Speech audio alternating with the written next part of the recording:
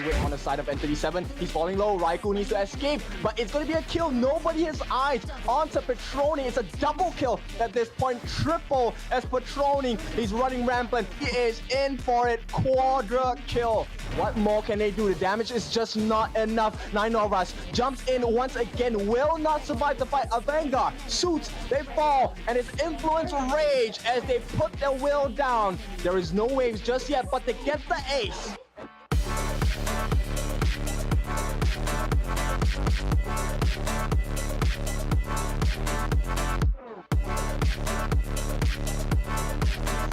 Jumping into the backlines. Destro is falling low, will be taken out. Very good play by Ziggy. But on their own backlines, they have been caught. Heartbeat is down. Senshi is down. Not enough damage. June, the last man standing. And Leviathan will not be stopped. They will try for their best. And looks like game 1 will go into the hands of Leviathan. Recovery. Okay, we do see the dash from Destro, which is causing a lot of death here on the side of Malvinas Gaming. Currently a 3-0 trade, 4-0 trade, triple kill going on.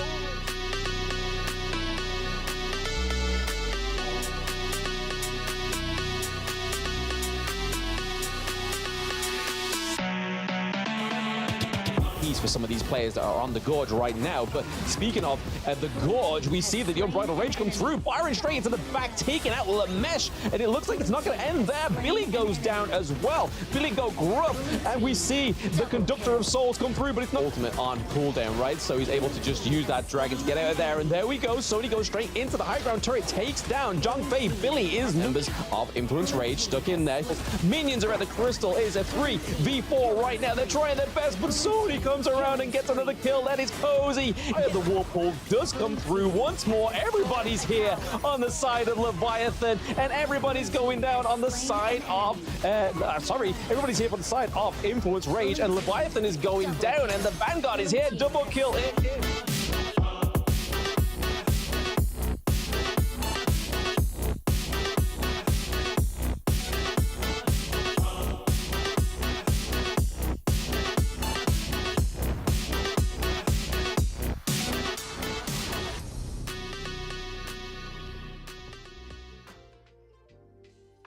How's it going, everybody? Welcome to the Honor of Kings Open Series Split 2 EMEA Regional Finals. I am Blam, and with me is not Kin, but it is Hola. How are we feeling today?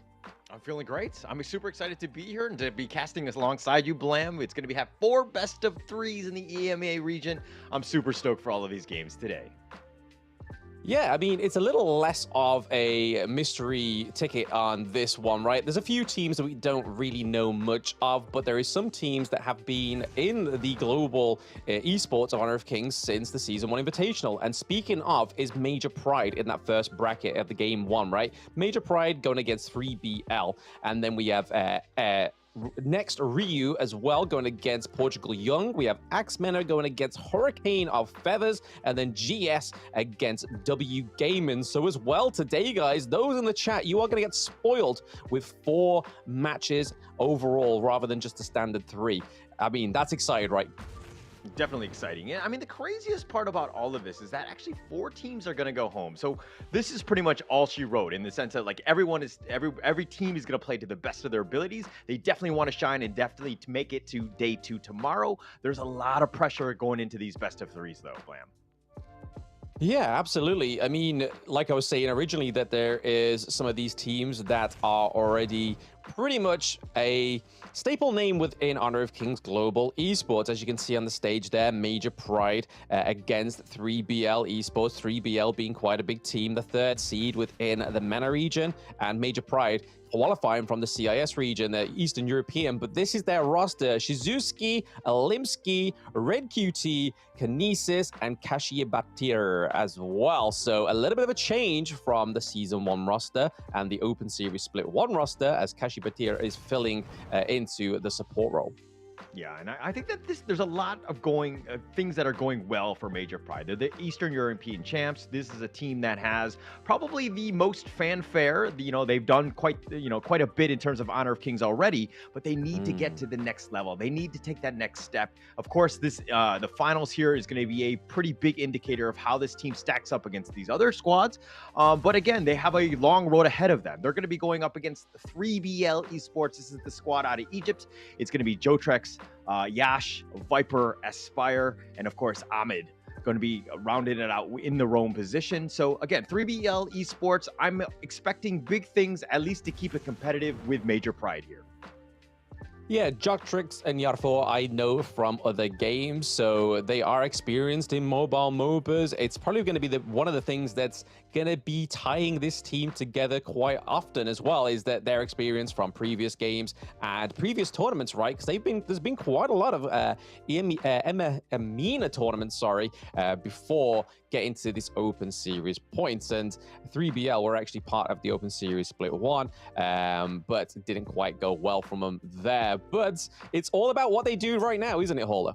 Yeah, definitely. And showing up here, this is the LAN. Of course, you're going to be playing up against them. That's a little bit different than playing from home and, you know, the comfiness of your chair, so to speak. But again, 3BL, this is a squad that if you're looking at right here, the jerseys, I love the logos more than anything else. I think it speaks volumes about this team and just how proud they are. And, this is one of those things where, it strikes a little bit of fear in the enemy team.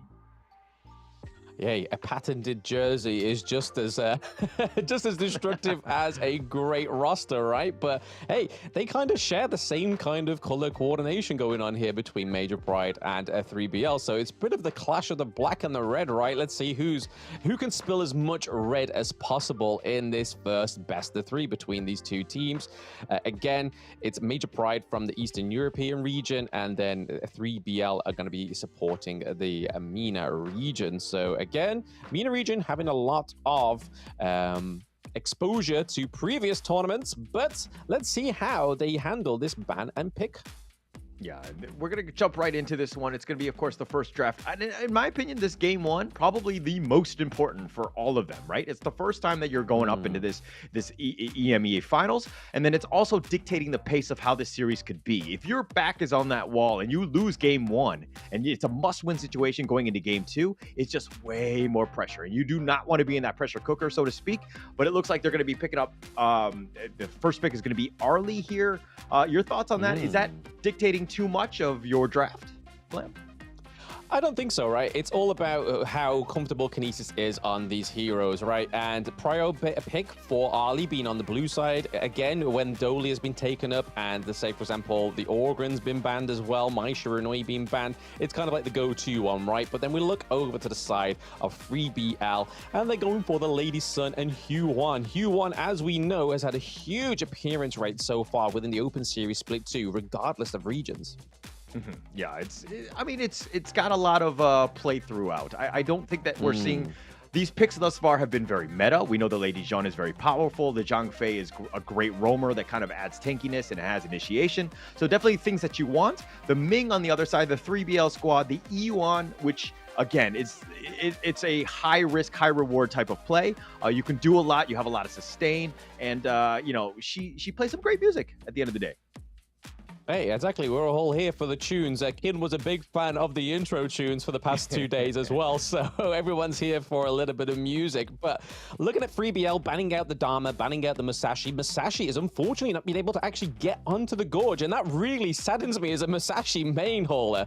But then we look over to the side of Major Pride, and they're banning out the Mayin and the Elaine, but picking up the Lady Chen and the Zhang Fei. So we're getting already Lady Chen. We've seen even yesterday get up to like that 149k damage dealt, right? And having that Zhang Fei is just a fantastic front line. Yeah, definitely a great frontliner. Definitely something that you want. But another good frontliner, I mean, if we're looking at this draft, obviously the bans have been already in place. But the Byron pickup, I think that's pretty strong right there. It's pretty solid. I kind of liken it to like a Toyota Camry in the sense that it's like more of a consistency thing more than anything else. It's not like the Ferrari that's going to get you, 0 to 300 in like 60 seconds or whatever. It's a much faster car, not 60 seconds. Absolutely. I mean, you can talk about cars, Hauler. All I know is they've got 4 wheels and they get used from A to B. But the Ming pickup is really interesting here, especially paired with the Lady's Son, kind of enables that hyper carry potential. Hugh1's actually going to be sitting into that mid lane now because the Kaiser does round out 3BL's big roster, which is huge here. They have the great front line from the Kaiser. Kaiser can not only soak the damage, but deal the damage, which we've seen over the past 48 hours as well. It was a huge pick within the American regionals, not quite so much within the Pacific, but the one I've got my eye on the most, Hauler, I have to say, is that Jing jungle pick towards the end of Major Pride's team comp. Yeah, Limskis will be picking it up. I think he's a good Jing player. Obviously, Jing is one of those types, very disruptive, can be in the back line. The mirror domain is just very annoying to deal with. But the thing is that Jing needs a little bit of time to get going, right? You need that farm. If we're looking on the opposite end, if we're looking at from 3BL side, where Yash is going to be picking up the Kaiser, someone a little bit more tanky, definitely not as flashy, though. But I think it's going to be an interesting matchup to watch. Yeah, the interesting thing I think here with this Kaiser that I'm going to be looking out for personally is because yesterday when we saw Influence Rage play the Kaiser, they were always 2 levels ahead of the enemy jungle. So that rotation, the ferocity, being able to claim the resources was huge. Yeah, very huge, very different. And I mean, if we're looking at some of the other, the regionals that you saw, most of the games just went to a quick 2-0, right? Not to say that the games are very quick, but we didn't really see that third game. And I think when teams get to that level where they're really contested and you have that game 3 again, where again, everything is on the line, it makes for the most interesting and plus the most amount of pressure for each of these teams. I'm expecting to see at least 1 or 2 of those at least today. Oh, absolutely. I really hope so, because that's when you get the sweaty palms and the sweaty attitudes, right? But Kinesis going in here.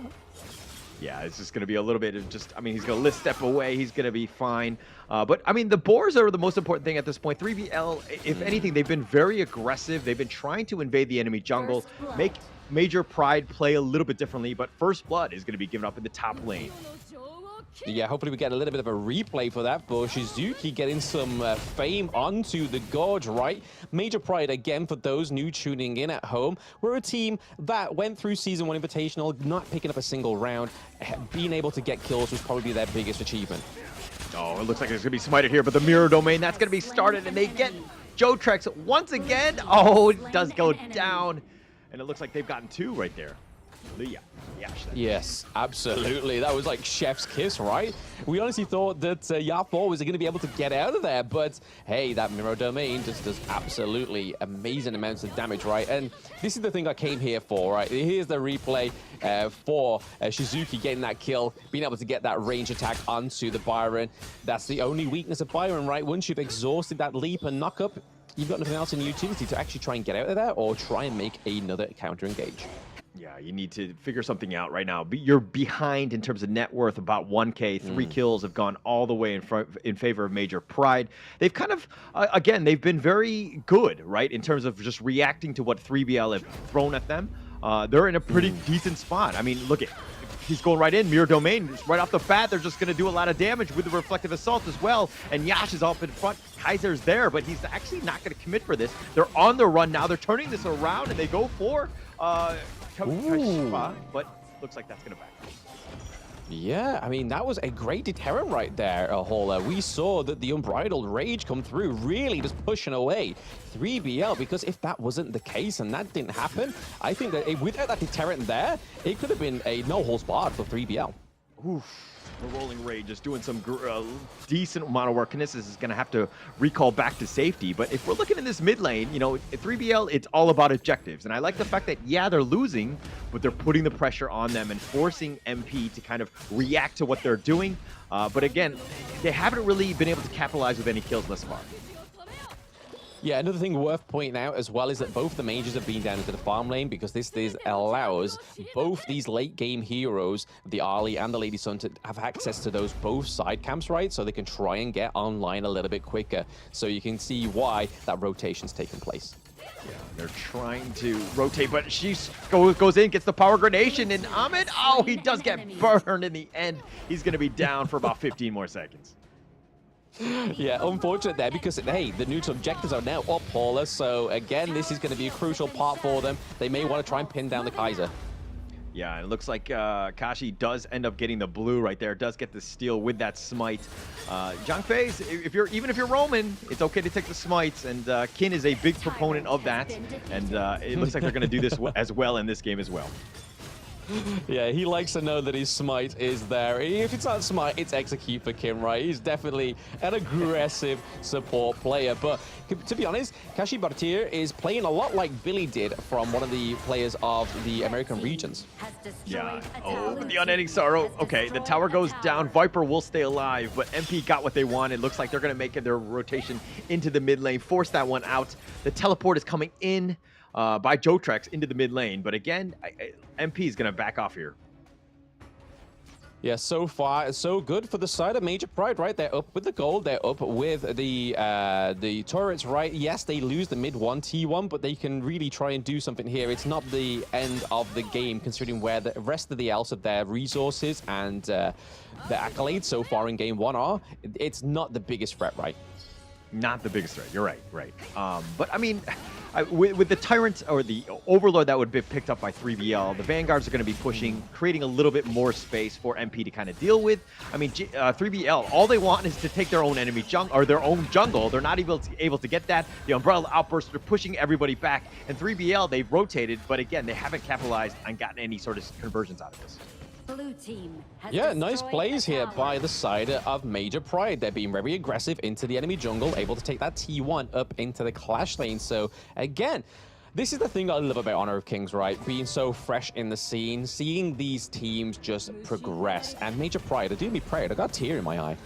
Oh, are you sure it's not just, you know, something that flew in, or is it actually their play? Is it the success? I mean, but nonetheless, if we're looking at MP right here, they're just kind of forcing it out. All 5 members of 3BL are here. Miro Domain's going to be committed. And they're doing quite a bit of work, and they're trying to keep that mid T1 alive. But the Ocean of Tears is successful, but they haven't gotten any kills thus far. They're going to back off. And again, that was a huge fight, but nobody died.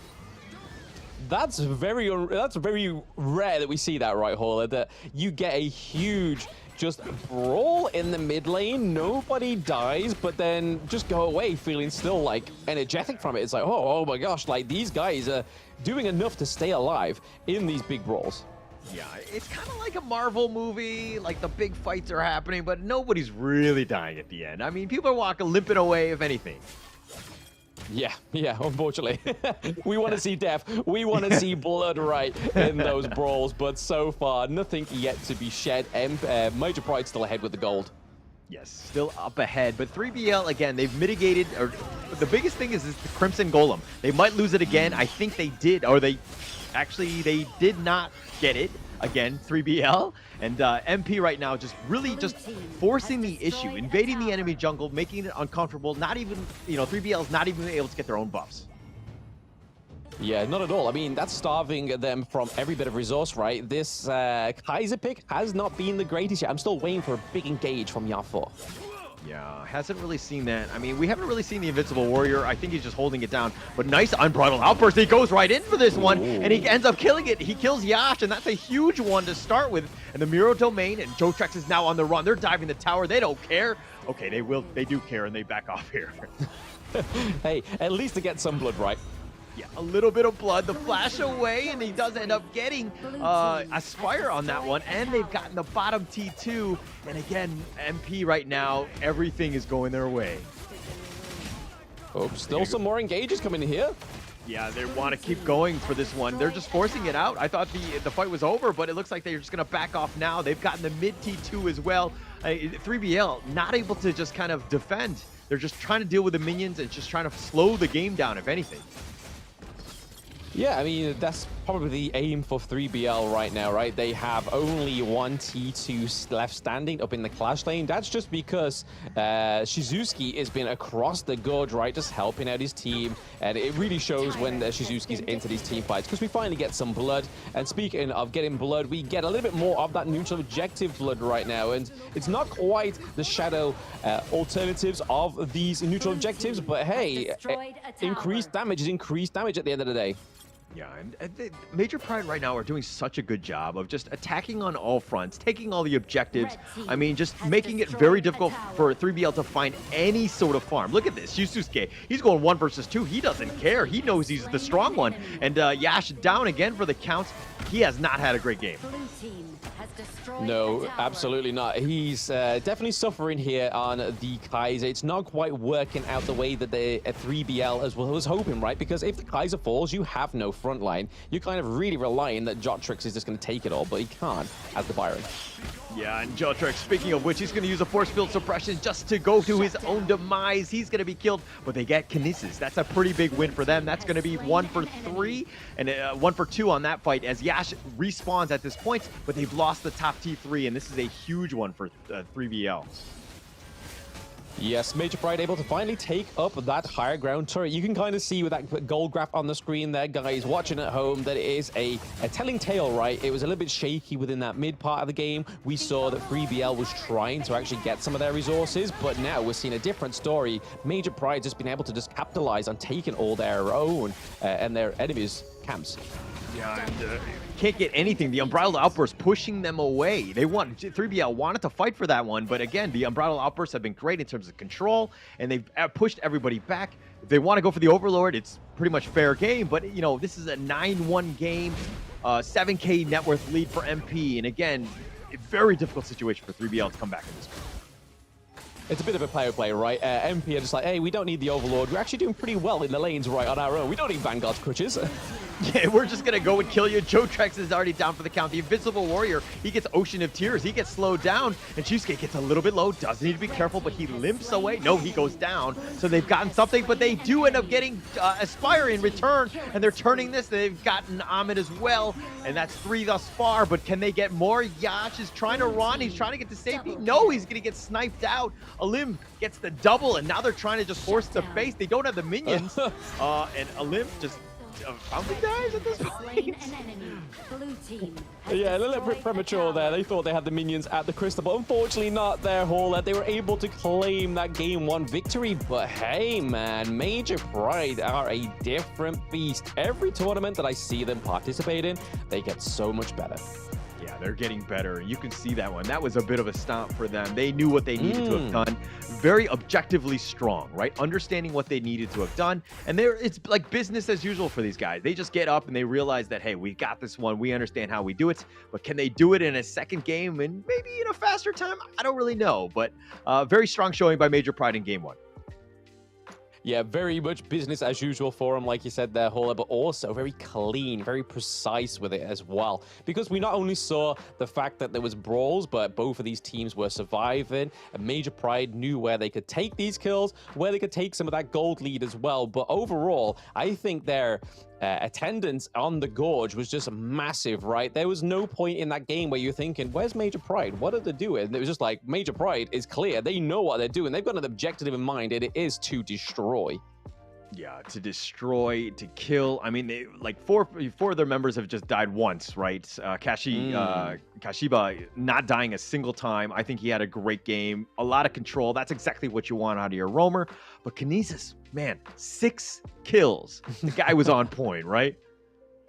He wasn't even fully itemized, right? He went for the Doomsday first, then into the Shadow Ripper, then into the Eternity Blade, which on an Ollie is going to be pretty strong anyway, but you haven't even built that Daybreaker yet, so that just makes it more fearsome. Same with the Jing, going for the Axe of Torment, obviously needing that armor piercing against the Kaiser, and it really showed there as well as the Byron. It's a well-needed piece of equipment when it comes against those two heroes, and the damage dealt is really showing that right there, Hola. 43.2% of the damage dealt by Alimski. That is probably the most percentage of damage I think I've seen so far in the Open Series. Yeah, actually very crazy. The fact that he was there when you needed to go in a team fight, and then he would back off, and when the teams are kind of just pushing on all fronts, he was back there taking all the big objectives, you know, like the Tyrants and the Overlords. He was just everywhere that you wanted to have done. If you want a good jungler, this is a perfect game to kind of, you know, to I would almost say emulate in that point. Yeah, I mean, It's Jing's debut into the HoK Open Series Split 2 as well, so what a debut to have such an aggressive play, and we've seen the mirror domains come through. That nice double kill as well in the early game onto the Kaiser was huge, but like you were saying there, Ola, Jing was just not always in the team fights, but it was always getting the neutral objectives. It was very clear that Alimsky knows what he has to do as a jungler. Yeah, and I think that the biggest thing that you're seeing is that 3BL, there were moments where I felt like they were grouping up a little too much in the early game, right? There were moments where they're together. And the reason why that's a problem is that there's so much farm across all 3 lanes, you need to kind of separate a little bit. You can't be holding hands the entire game. I mean, when the wheels are kind of coming off in the mid game, I kind of understand it. But in the early game, you got to get as much farm as possible. You got to kind of separate in that sense. Yeah, I think when we see the enemy team that's not doing so well, when they clump together, it's a symptom of fear, right? And that's definitely what Major Pride did. And it was definitely the MVP going over to Kashi Bater as well. So on the Zhongfei, we don't get many support MVPs. We saw Billy getting a few MVPs from the American region. And when I was saying that Kashi was really emulating that kind of performance, very aggressive, very active on the roam, really deserves that MVP. Because in the end of the day, it seemed like he was a shot caller, right? Yeah, definitely the shot caller. Like every time he would unbridle outburst, it was either to go in or to disengage. And the team was just listening to what he was doing, right? So I obviously very good calls, and that's exactly what you want. And the Zhongfei just providing so much control. This is exactly how you want to play it. They had a very good game 1, Major Pride. Oh yeah, super great game. What a great performance as well for the first game of the EMEA Regional Finals. If that doesn't get you stoked up with excitement, I don't know what is. You might want to check your pulse. You could be dying, but hopefully not. You're going to stick around until you see the conclusion, until the end of this EMEA Regionals. But before we get into that game 2, guys, we are going to take a short break. So please don't go anywhere. Stay in the chat, and we'll see you for game 2.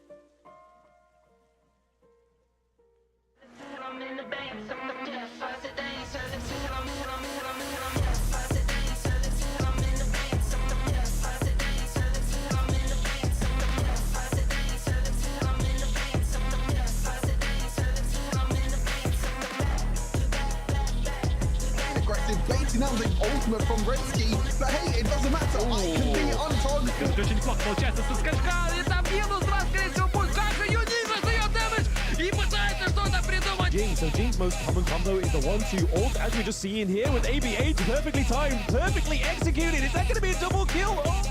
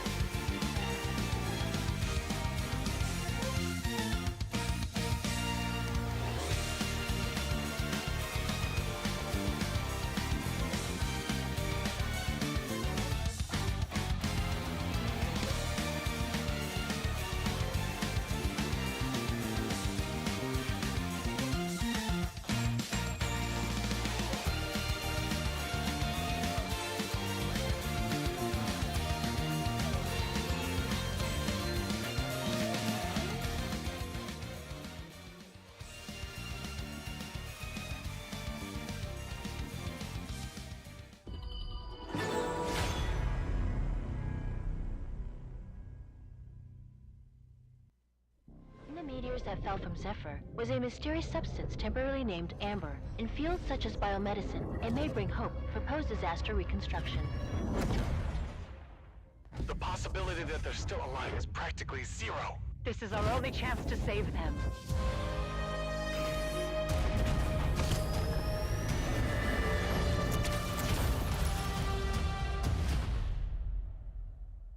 Doctor, we received a weak signal from Zephyr for the first time. Zephyr! Rescue!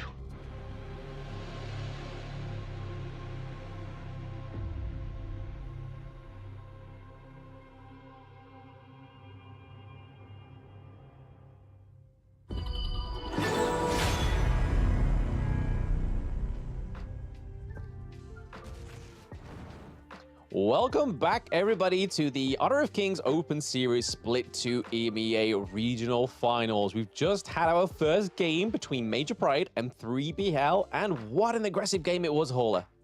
Yeah, very aggressive game by Major Pride. Just being able to just kind of close that one out. They were just very clinical in the sense of just taking it to 3BL. They really had no ways of coming back. The full map control by Major Pride, just a very dominant game by them.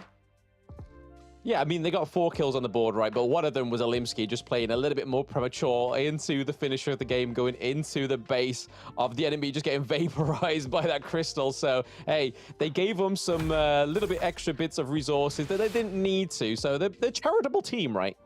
Yeah, charitable. I mean, yes, I guess that's an interesting way of putting it.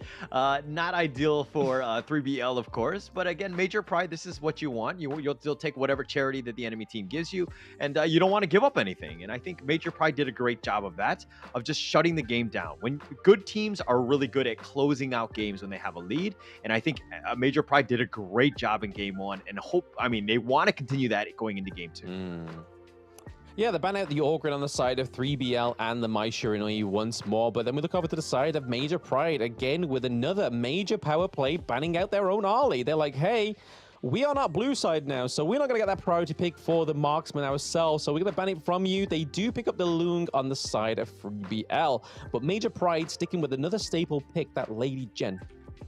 Yeah, Lady Jen, I mean, it has so much play. Like, the amount of control that it provides. It does so much damage as well. And, backing it up with the Zhang Fei, really smart by MP. You just saw Kashiba have a great game on it.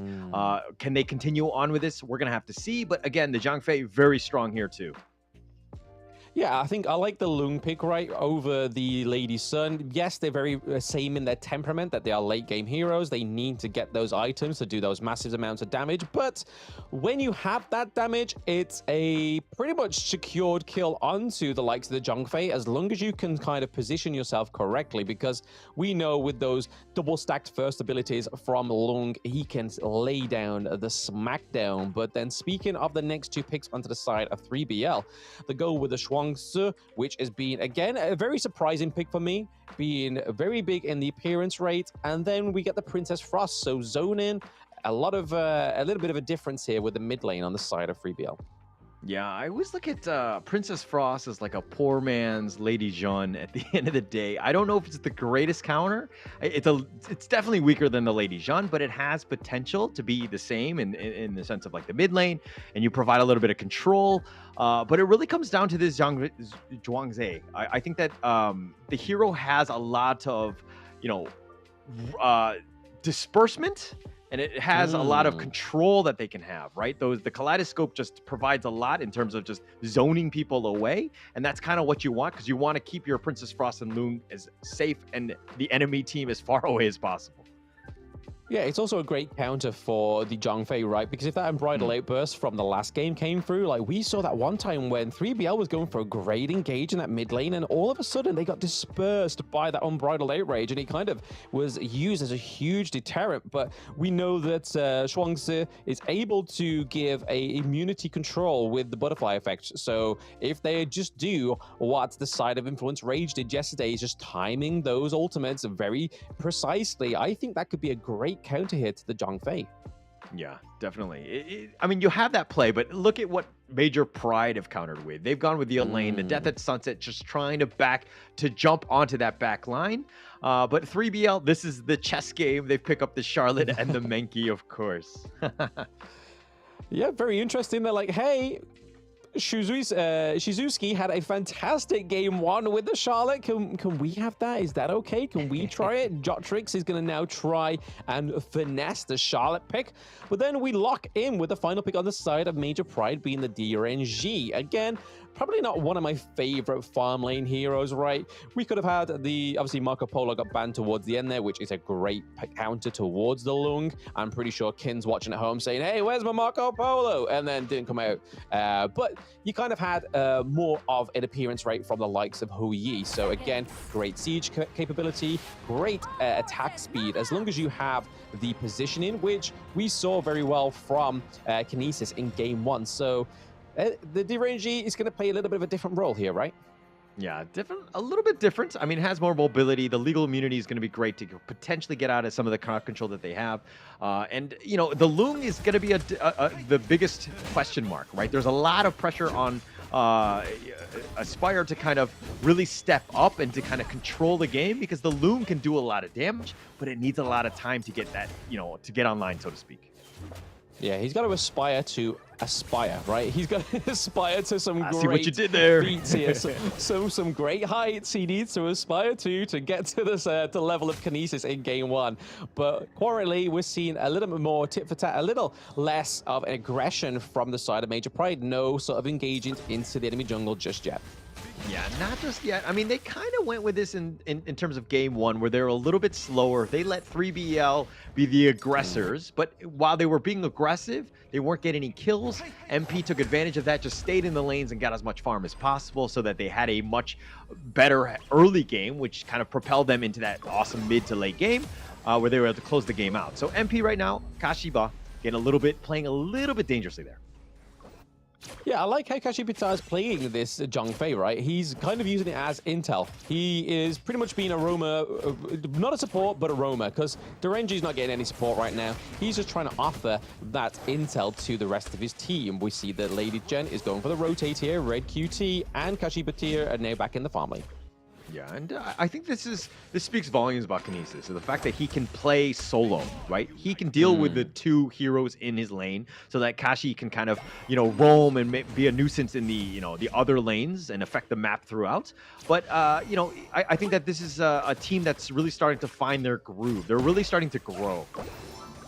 Yeah, there's definitely an entity here behind Major Pride. We saw there was a bit of an identity crisis in Seasonal 1 Invitational as they lost to... I mean, they're not just easy teams that they lost to, right? They lost to DKS, they lost to the likes of Alpha 7, really big Brazilian teams, right? Really established teams within the scene already. So this is a great case for those that may be going into the Open Series as a bit of a community team. They may take defeat very hard, but this is what you can do when you learn from your defeats, right?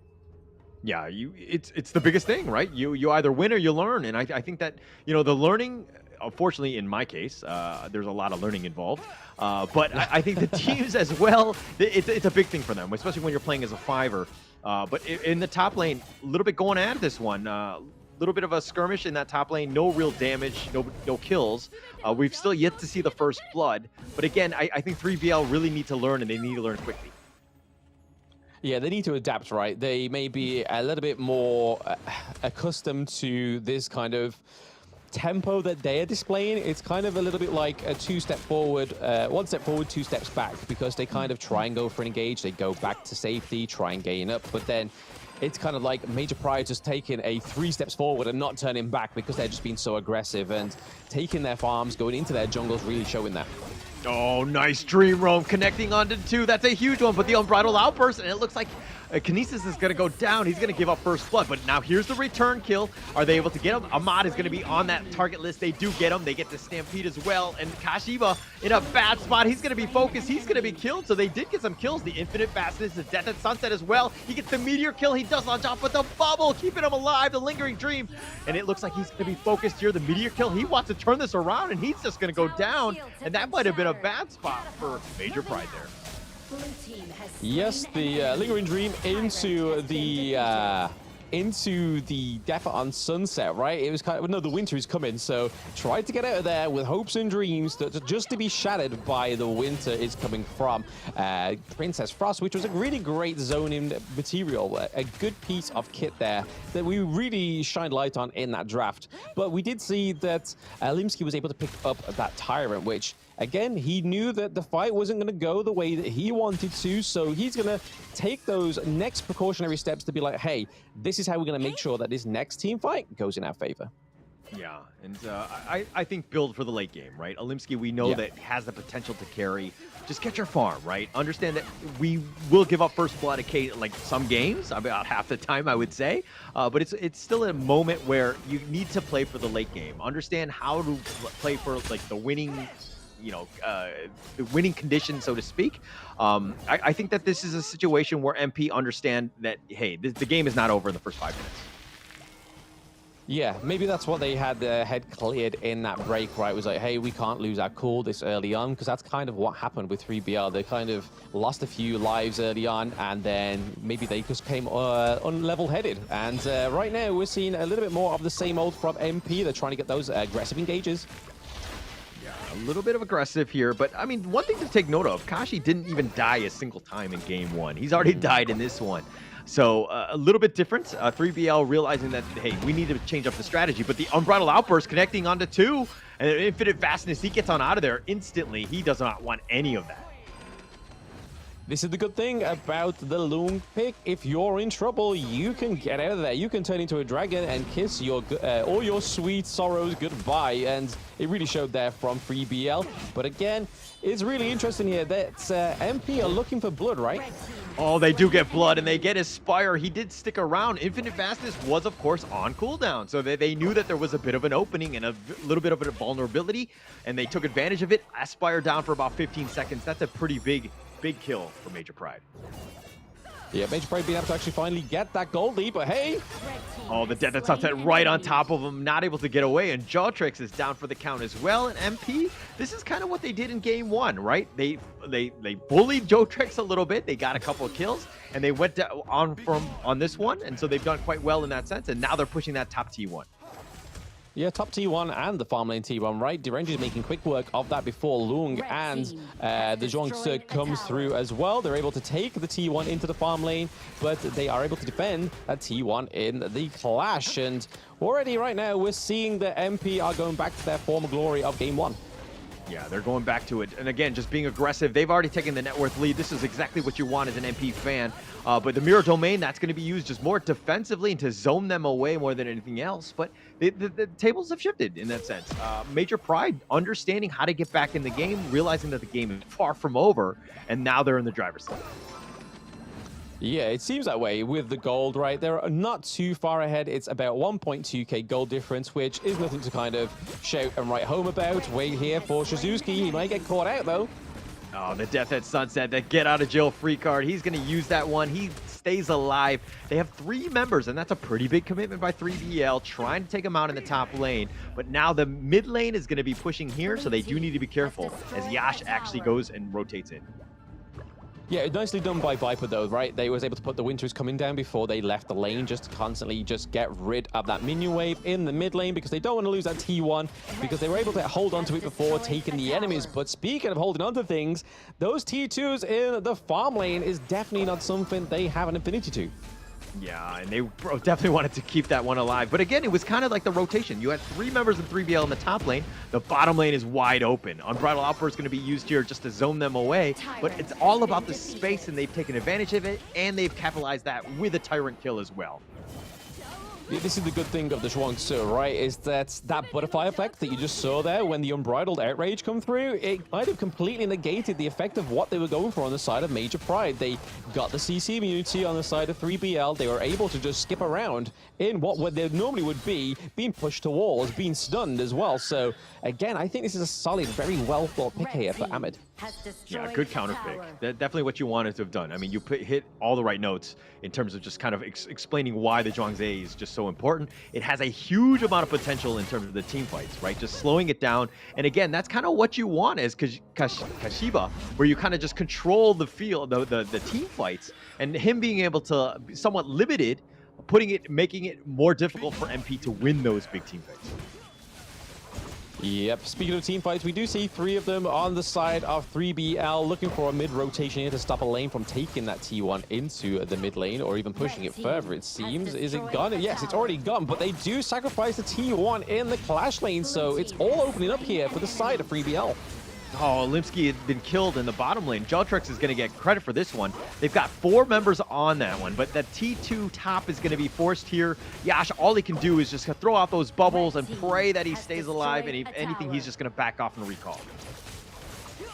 Yeah, so far so good, right, for the side of Major Pride. Unfortunately for 3BL, they are falling behind ever so slightly now in terms of the gold. It is slowly but surely creeping away from them. And the last time we got the gold graph up, we saw that Aspire was behind in the farm lane, which is a point that you don't want to be behind on when you're going against the Direnji. Direnji, getting those items is just going to make it harder for this Lung to actually get to those great heights. Yeah, and we talked about it in the draft, right? Where Aspire was like, this is a lot of pressure on Loom to kind of get that farm. He hasn't got the most amount of space, so it hasn't been the easiest of times for him, but he really needs to get back. He needs to stop thinking about team fights and just worry about his own farm at this point. Yeah, there needs to be a point, right, where that is going to settle in, but I think it's going to settle in a little bit too late here for the side of 3BL as they've lost their 3rd neutral objective over to the side of Major Pride. And it is that Shadow Tyrant caller, which means that it's going to be increased damage and that lightning effect. We have the Spark Forked Dagger on the side of Direnji as well, so that's going to just enable that. The attack speed coming through from that item, the Doomsday as well with the enhanced attacks. It's just going to make this Direnji a brutal pickup for the side of Major Pride. Yeah, the amount of damage that Kinesis can do just jumping on you. But look in the bottom lane, he's going to try to 1v2 this. Not possible. Geltrex down it yet again. They forced it out. And again, Major Pride just finding weaknesses across the map, understanding where things are on. And it looks like they're going to go for this Overlord here, and they've kind of forced it down. Are they able to get the steal? Ooh. No, it's not able to do so. It looks like Yash is going to get the smite kill. The Unbridled Outburst is going to be on point, though. Ahmed has been killed. They're going to force it down. They're going to run you down. They're going to chase you down to the ends of the earth. And Yash, all he could do is just cry in his bubble and get into that fountain. Yeah, that was a really interesting play there. I saw that Kashi Batira was coming through there towards the Shadow Overlord. I was like, oh, he has smite. Is it going to be a crucial kill, Fef? But they just kind of killed it a little bit too fast on the side of 3BL, which was, you could see the motion that he wanted to go for. It was honorable, but it just didn't quite surface. Yeah, not able to get it, just a little bit slow in that sense. But, you know, it's one of those things where, you know, a little bit of a window in that sense. But Red getting killed here, Yash gets the solo. Yeah, a little bit too overextending there when you're a mid lane. Lady Chen should be sticking around with the folk on her team just so she can stay alive and do that damage. Oh, Yash getting Meteor killed. The Mirror Domain is going to be committed. Everything thrown at him. And the cute old Menki goes down. Yes, unfortunately, cute but deadly. Monkey coming through there, but does fall for 3BL, which could be crucial here for them. And you can see that gold graph, very helpful in painting the picture. But unlike game 1, 3BL actually had a lead at that 6-minute mark. They had a much better game. This is definitely something that they can kind of be a little bit more proud about. I think game 1 was a little bit, they had some nerves, and they're playing much better, but they're still far behind. You know, I think they've gotten some pickoffs, and they've gotten way more kills than they did in the last game. But still, this is a situation now where how do they get space? How do they get back in this one? And Geltrex is pushing the top lane, so that's one way. Yeah, like you were saying there, Holly, you can kind of see it with the macro play for Charlotte, but okay, this mid lane play. Yeah, Viper's already down. The Death at Sunset, that's going to be committed. The Moonlight Flash back to safety, and they've gotten Aspire as well as Viper. Geltrex, they're blowing you up. They've gotten everything, and a triple kill going the way of Kinesis. They're taking out all the T3s, and they're looking to end the game here. This is the problem, right? When you have the Schwangs, as if it falls, that butterfly effect is not going to come through. What does come through for Major Pride is that 2-0 victory. Quarterfinals is already been done for them. They head to the semifinals. Unfortunately for 3BL, they learned a little bit too late with that one, right? We were saying towards the end there, Holler, that, hey, maybe we was actually going to see a bit of a turnaround for 3BL, but in this format, you can't wait for that turnaround. You have to make it happen yourself. Yeah, and I kind of liken this one to, like, chess, right? In the sense that you're going up against a much more experienced veteran player, right? You might know some early game openings and you might do well in like the first, couple of turns. But at the end of the day, the vet and the experienced player is going to know what to do. And they're going to get back in this game and they're going to take over, right? And that's kind of what we saw here with Major Pride being that vet. Yeah, the highlight for me in that one was obviously Alimsky on the Jing once more, really showing that he doesn't want to kind of show all his cards in the jungle too early within the open series. He stick to the same hero 2 games in a row, played it to perfection as well, knew when to take fights and knew when to kind of just dip out there and go for the neutral objective, which we saw around about that 4-minute mark. But then Kinesis as well. I was down to the Derenji pick there, but because of Kinesis being able to get that lead in the farm lane, it really showed a true testament that it is a good pick, but you just have to make sure that you're ahead of a hero like the Lung, which when you see it in the draft, the pick a ban draft, you kind of make sure like, I mean, they've gone for a hero on the side of 3BL that needs farm, but unfortunately they weren't able to execute getting the resources that are needed.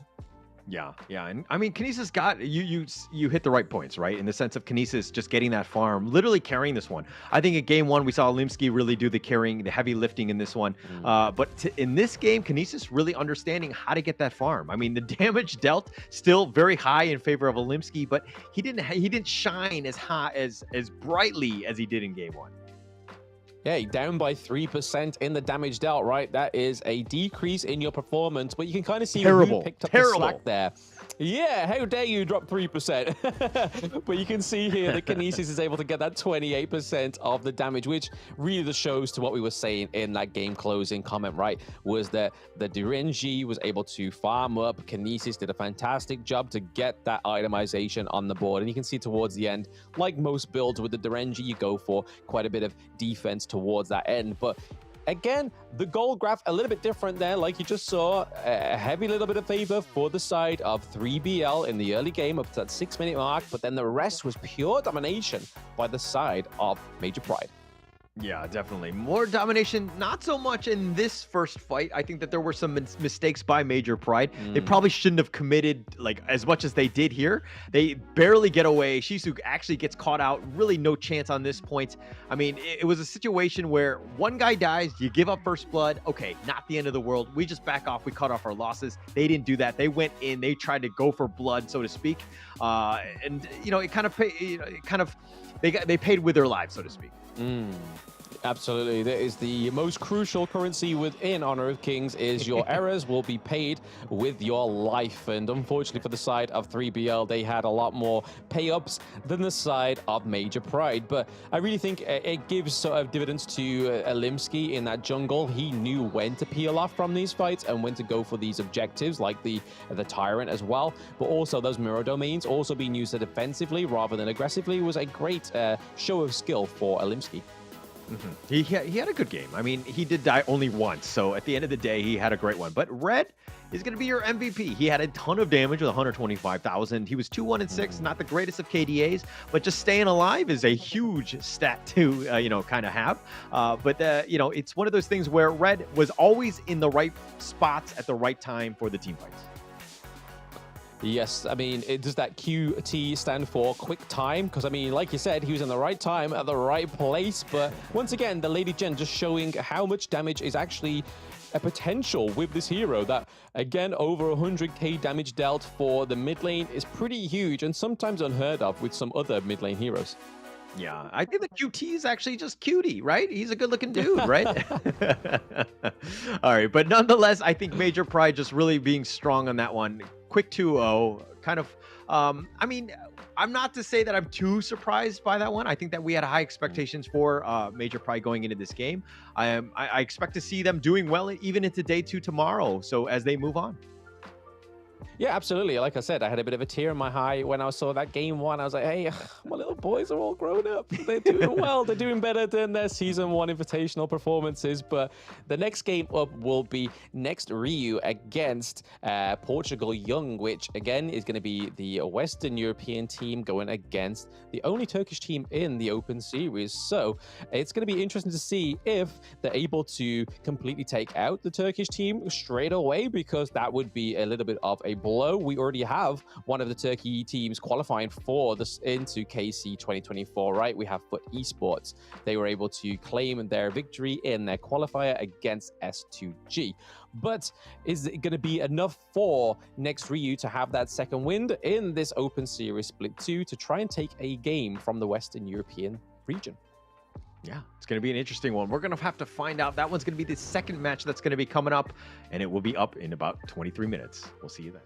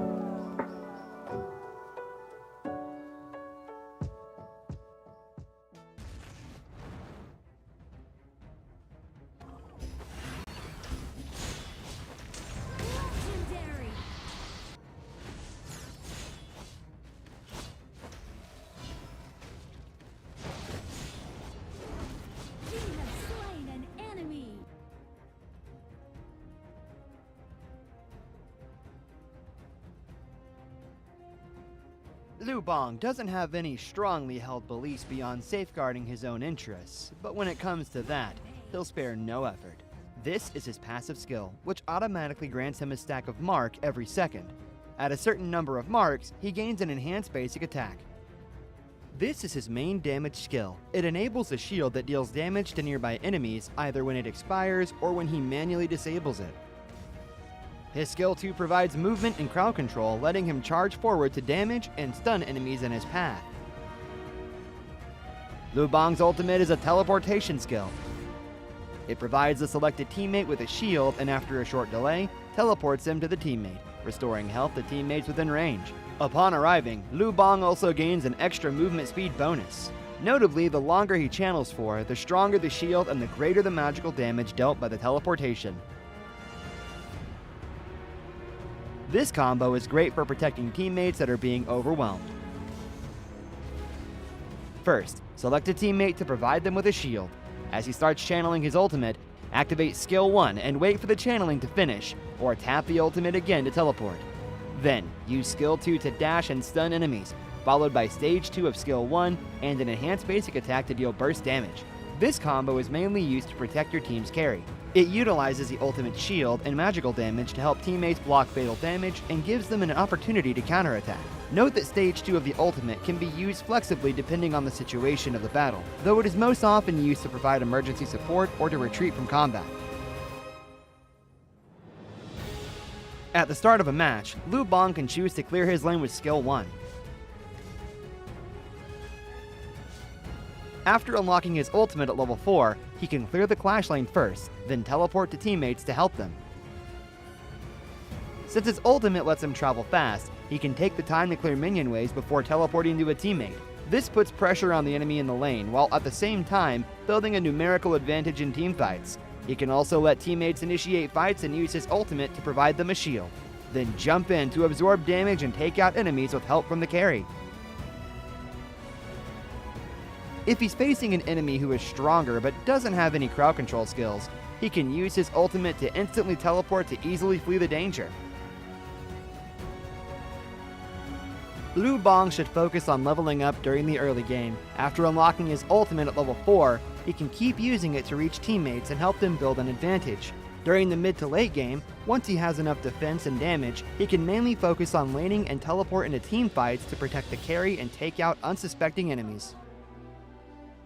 There, pull out the root of the problem. What's a conscience? A kind of snack? Why duo someone when you can gang up on them in a valley?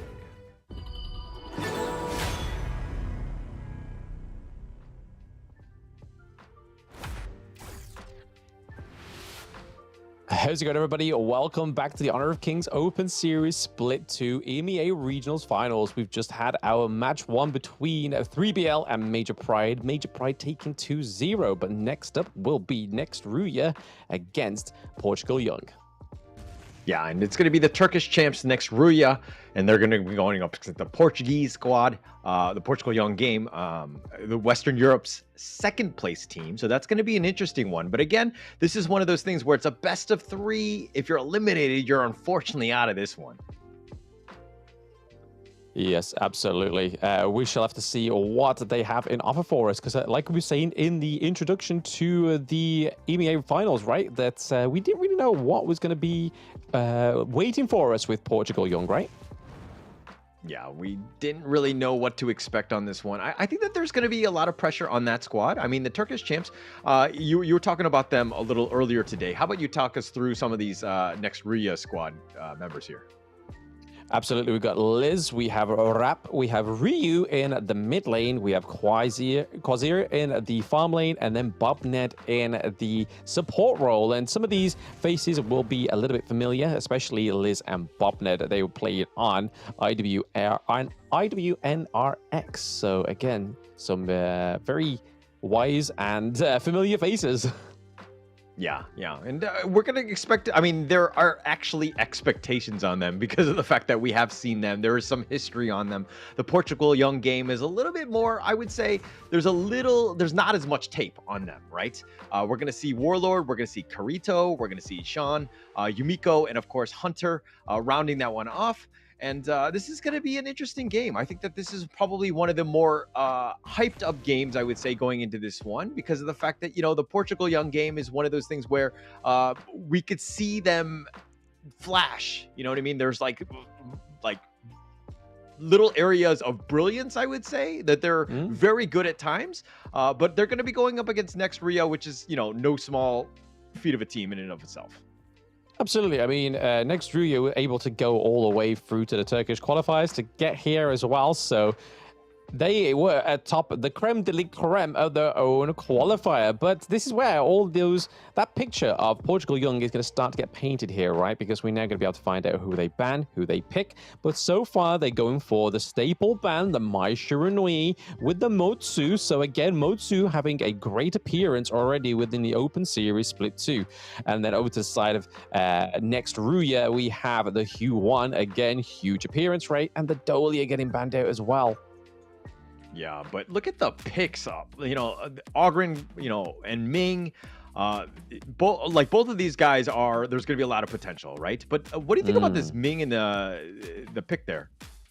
Zhuang. Yeah, I mean, Ming is definitely going to be support, right? So the Zhuangzi is, I mean, in my own ranked games, it's been in the Clash lane. So is that what they're going to go for here? Or is it going to be in the mid lane, which we have not seen in a competitive game before, right? We've been to EWC. We've both casted Season 2 Invitational. Never have we ever seen that, right? That's a little bit of a throw off here. My brain is quite scrambled. But it makes sense, doesn't it? Because they've gone for the Zhongfei.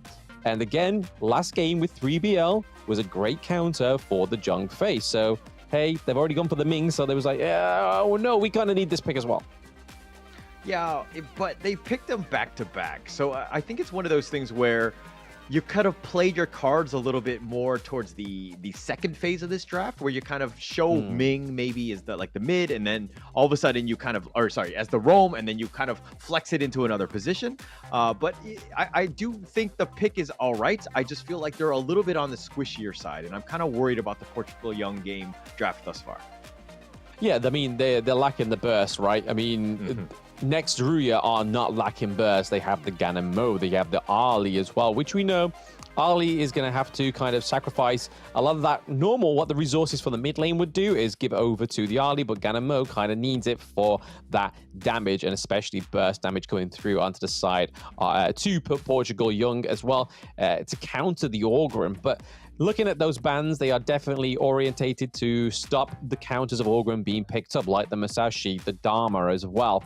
But then banning out onto the side of next Ruya is the Lady's Son and the Loon pick.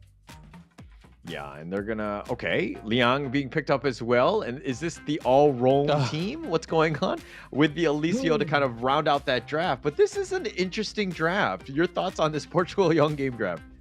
I mean, it makes sense now that they've gone for the Zhuangzi into the mid lane. Liang's going to be the support. No, Liang will be mid, sorry. So Zhuangzi will be into the Clash. Liang in the mid lane, Ming in the roam support role there, going for the Alessio, trying to go for the hyper carry, but very exciting that they've gone for the Alessio, right? Because we have not seen this pickup yet within the Open Series, let alone global esports, right? Not many times has that Alessio seen the light of day, but now the Red HoK himself is on the Gorge. Yeah, it's going to be interesting to kind of see how he plays out. They're kind of, I mean, you've picked up the Augurin, and we just saw the dominance at EWC and how this is played. But they usually had a counter initiation or somebody else to kind of attract attention away from Augurin so that he can kind of pick people off. I don't really see that because almost everyone else is on the squishier side. This is a very glass cannon / control type of lineup. So again, I'm kind of worried about how this Portugal young game lineup is going to be because it's kind of difficult to play. Very difficult, right? But I mean, they got to have had the brains behind them to go for this draft. There's a reason for everything. At least I would like to think so. All the rest of my beliefs in the world will just topple over the shoulders, and I'll just be a shell of a man after this game, this series. Be like, oh, what have we just witnessed? Yeah, but we're gonna have to find out. This is, of course, the second match, the first game, and this is going to be an interesting one because, again, it's single elimination, it's best of 3. This first game is going to dictate a lot of the pace. There's going to be a lot of pressure onto winning this first one. I mean, so far we've seen the team comp here being 2-2, and then the Orgren's going to be split between the Clash and the jungle here or something, because the Zhuangzi is looking to kind of stay around and help the Liang because he's going head-to-head against the Ali, which is probably not the best matchup here for the young mage itself, but I'm just a little bit baffled here. Yeah, they're going to change it up. I mean, at the same time, next Ruya have kind of shifted as well. They're realizing that, hey, if they're going to play a little, off meta and different lanes, we're going to do the same thing. And we're going to just try to get the best lane-up matchup that we can do so that, Quasari can get his farm and really carry this game. Yeah, so far they're looking like a 4-man re-rotate here down to the farm lane. We see Ali now taking that default position into the farm lane as well. Yeah, and they're going to... Okay, now the teams are kind of have a slightly more stock standard, I would say, laning phase. Quasari has made his way to the bottom lane as well as Bob. But look at Portugal Young game right now. They seem to be sticking with this whole hold hands. We're going to go for this one. Gan and Mo. The Death at Sunset is already going to be committed, and Kirito is going to be fine. He's going to be... Oh, just barely gets away. The flash from Ryu. He's going to stay alive, but NRX is going to stay alive with all 5 members. Oof. Yeah, Shun did a lot of damage there. We didn't see any kills go over to the side of Portugal Young Gaming, but we kind of saw the little bit of fate and the zest behind this draft, right? Like, we saw quite a lot of damage come from Shun there, aided by the Ming, because we know amplifies the damage, but also can do the damage reduction as well onto your opponent. So when you're going against something like the Monkey and the Zhongfei, it kind of makes sense. It definitely makes sense. And but it's an interesting early game. Already 2 minutes in, we're seeing a little bit more skirmishes. We're seeing them really, like PYG right now, just really forcing or controlling and making sure that they're defending all of their objectives. Super key, ensuring that Hunter gets as much farm as possible, gets those buffs, which is super important for him to just kind of get farm. Yeah, they got to be careful how they navigate this part, right? Though it's kind of like they split the map in the middle. Like, mid lane is pretty much, hey, go and clear it, and then we'll go back down to farm. And then you can see the Orgren has not actually made his way to the Crimson Golem side of that map. He is literally sticking around the Azure Golem and just taking that and taking the Clash lane. But it's kind of working out for him. He's ahead of the gold of the enemy Monkey, who's just doing the kind of traditional jungle route. Okay, PYG right now have done 2 things, right? The first, it feels like everybody on PYG right now is a bot and they're just following Hunter around, making sure that he gets as much farm as possible. The second piece is the fact that they're all grouped together. It makes it very easy for our observer to ensure that we track where PYG are at all times. But here's the blast, the Dream Roam. They're going to look to go for this one, but he gets so low, and he's going to go down. The Conductor of Souls is on point. Bobnet is going to get low as well. He's going to be killed, and Hunter, you were talking about the only hero that's alive gets the triple, and the rest of the bots are just attracting a lot of attention, but the Death at Sunset is on point, and they do end up killing Yumiko, but they try to chase with the Path of Passing, and Hunter is not scared. He gets yet another kill. I'm giggling I think it's down to madness, right? Like, this shouldn't work. We've never seen this happen before. The fact that they've just split the map in half, Hunter gets a triple kill the first time we actually see him on the bottom side of the map. And that just went really good for PYG. Yeah, it really went well. I mean, like, Hunter is level 8, okay? Putting that perspective, no one else is higher than level 6 on NR right now. This is a great spot for him. They've done a good job. They know that Ogren is very strong, and Hunter is piloting him very, very well in this early game. Yeah, I kind of get the whole idea that keeping the one side of the map to the Orgren and then keeping the Clash lane for him as well. You don't have to travel as much, right? It's the lazy man's Orgren, but it's working. He is 4.1k to the enemy's 3k gold, and he's building some of those items. Itemization is steadily coming through. Yeah, he's going to start hitting harder, and oh my gosh, Unbridled Outburst is going to be committed just to stay alive, and that's an ult down, and that's a pretty long, cooldown for that. But the Overlord had been taken by NR, so they've gotten something out of this. Yeah, so at least they got one neutral objective right. We're going to see a mid-fight here.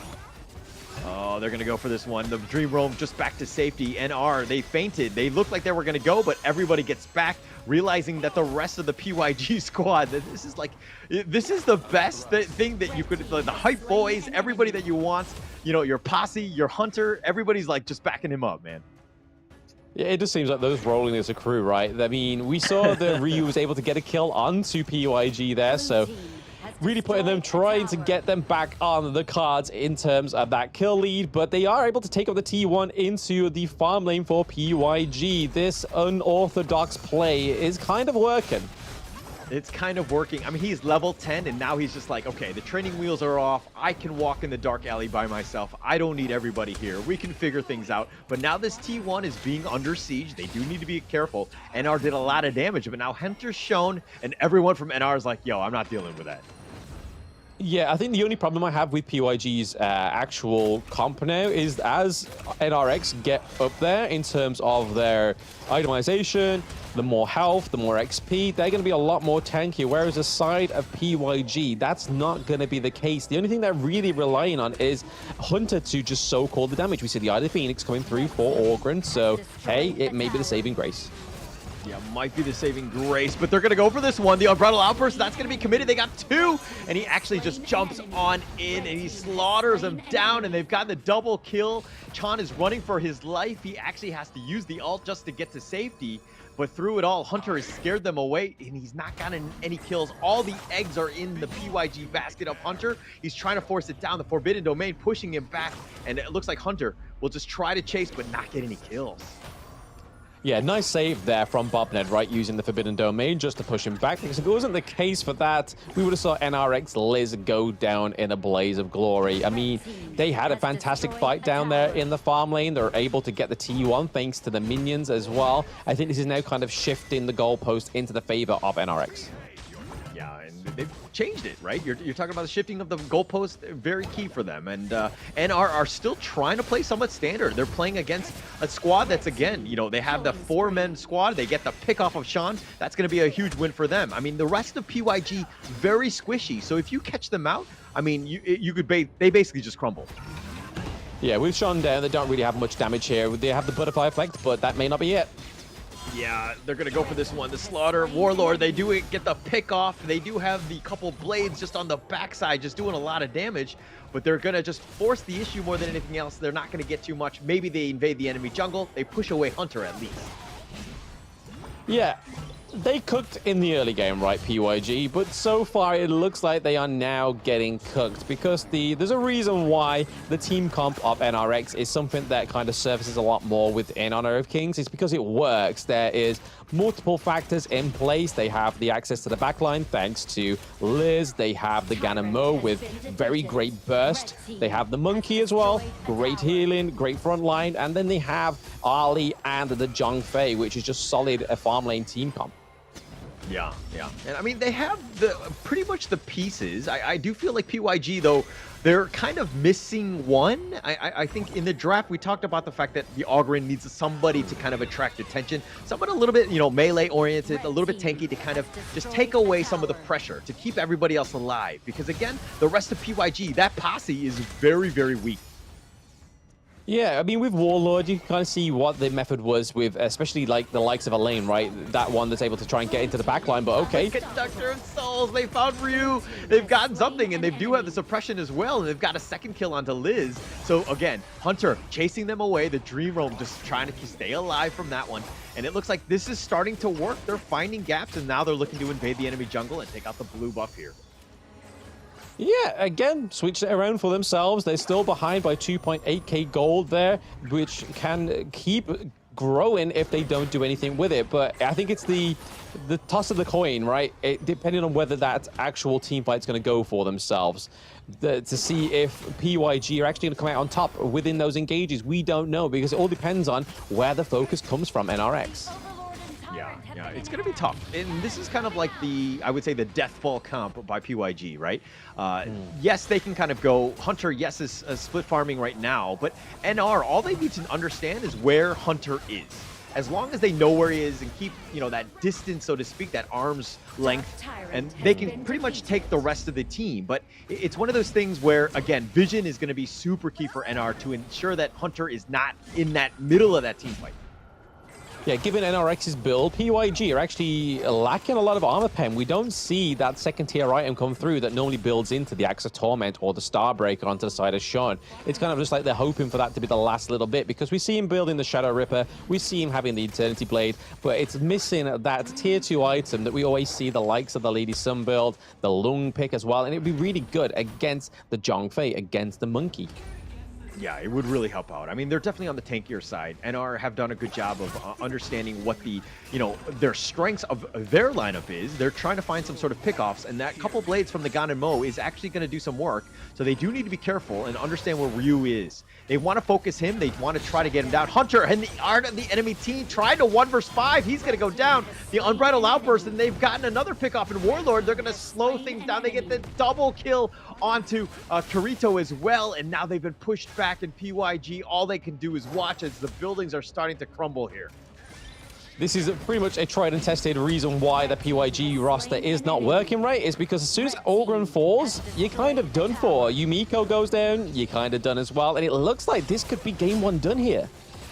Yeah, it's looking to end very soon. I mean, the minions are here. They're just going to focus the base. They're going to end this one in less than 12 minutes. And NR really, they're like, hey, you want to throw something crazy? You want to throw that curveball? Fine. We know how to deal with that. And they take that one in style. Yeah, you can see them like kind of laughing, kind of. The only thing I can think that's going through their heads is like, oh, what were they thinking? I mean, it cooked. It was a little bit different. It had some flavors right towards the first part of that game, but the real way that kind of breaks up that team comp that we saw, that the map was split between 2. We had Ogrun just basically taking topside and mid, and then obviously the jungle as well around the Zhou Golem. But then we also saw that the rest of the team was just trying to focus the farm on the bot side, getting the Crimson Golem over to Sean.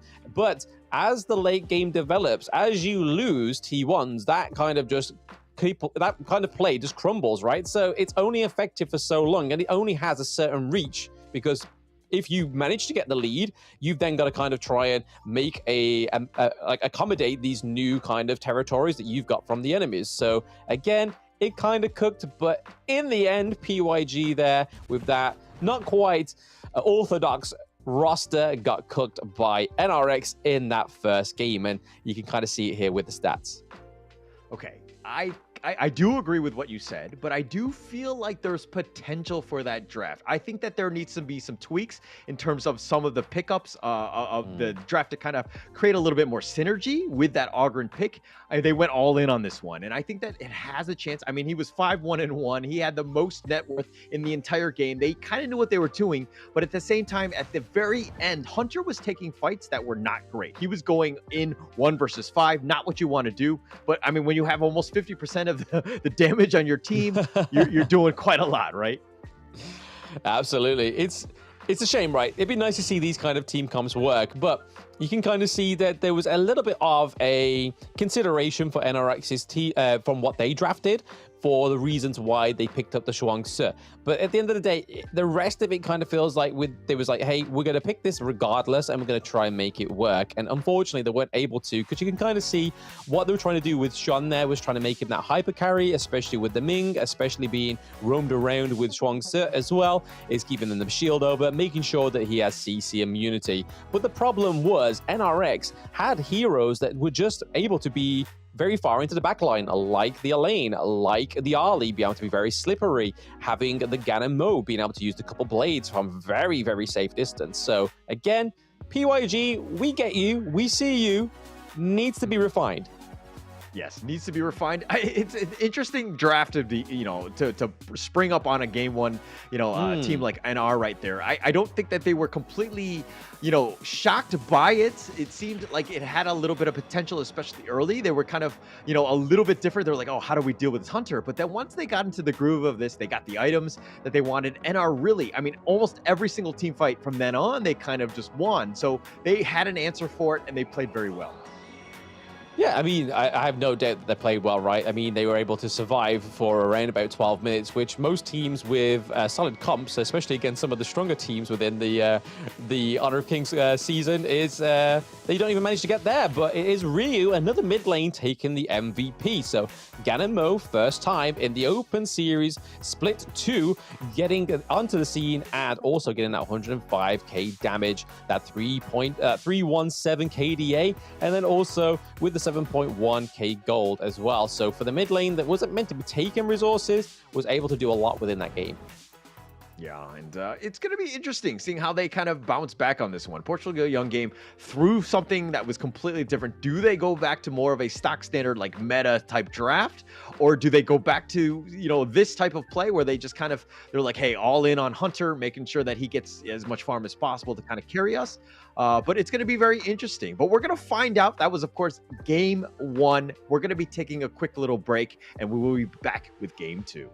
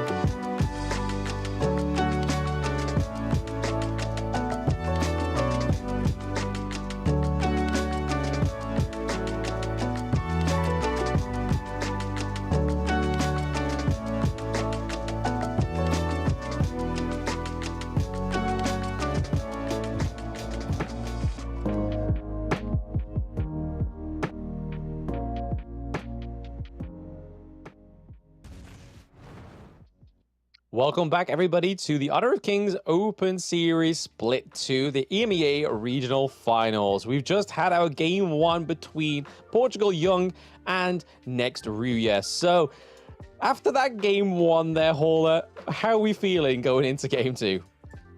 Look, I liked what Portugal Young Game did in Game 1, right? They tried to change things up. They went with a little off-meta picks. They kind of went all in on the Hunter Ogren. I think that has potential. There's definitely some synergy issues, and they need to kind of complement that hero a little bit better with some of the more tankier ones. But again, I think that it's going to be interesting going into Game 2. Your back is on the, the wall, so to speak. Everything is on the line. You might be eliminated. What do you do at this point, Blam? I think we just go back to the bans and picks, right? I mean, the Ogren, we can tick saying that worked. The Schwangse, that works. The Alessia didn't quite work because you're always susceptible to backline. Even though you can get out of there, you can basically, in the early laning phase, you can kind of just make that dust around your enemy to be untargetable and try and keep yourself alive. But when you've got the likes of the Gan and Mo being able to reach straight into the back of your team comp, it's a little bit troublesome for you. But getting into the bans and picks here, we see the Maisha Renoy getting banned, the Lung getting banned, Dolia, and the Ogren. So the one working mechanic on the side of PYG is no longer going to be available. Yeah, and I mean, I just want to say with the whole, it's an interesting Alessio pick because they picked it last, right? And going into that one, it seemed like, the last pick is always one of those haha moments, like the times that you can trick people or whatever. But the Alessio, the counters were already on the enemy team. You already talked about the Gan and Mo. You had so many different ways to kind of AoE, deal with the Alessio, where he has that the smoke, so to speak. But it's one of those things where it's an interesting last pick. I don't think that they probably could have picked a better one in the end. Yeah, absolutely. There was more great picks on the table, right? They didn't have the Marco Polo banned out. They didn't have the HoK being banned out as well. There was a lot to be sought for, but they tried to go for something, tried to make it work. Unfortunately, they didn't. And I suppose on the big stage, is that where you should really be doing that? Probably not. But hey, I'm not a coach. I'm just a caster. I'm here to just basically say, and okay. That's it. They surely have the method to the madness. But the lane coming through on the side of PYG is kind of looking like a little bit more of a sensible draft here, Hauler. We're seeing a little bit more of a back to reality. Yeah, back to reality. This is it. This is probably more meta. The Arlie is definitely very strong. You talked about the Elaine already, but the Zhuangze, if I can say that correctly, it has a lot of play. It deals with the CC. It has a lot of control, and we've seen kind of almost every single game today. I think we've seen it. So far, yeah, absolutely. It's definitely tried and tested for the side of 3BL, I believe, picked it up 2 times because obviously it is a great counter for the Zhongfei.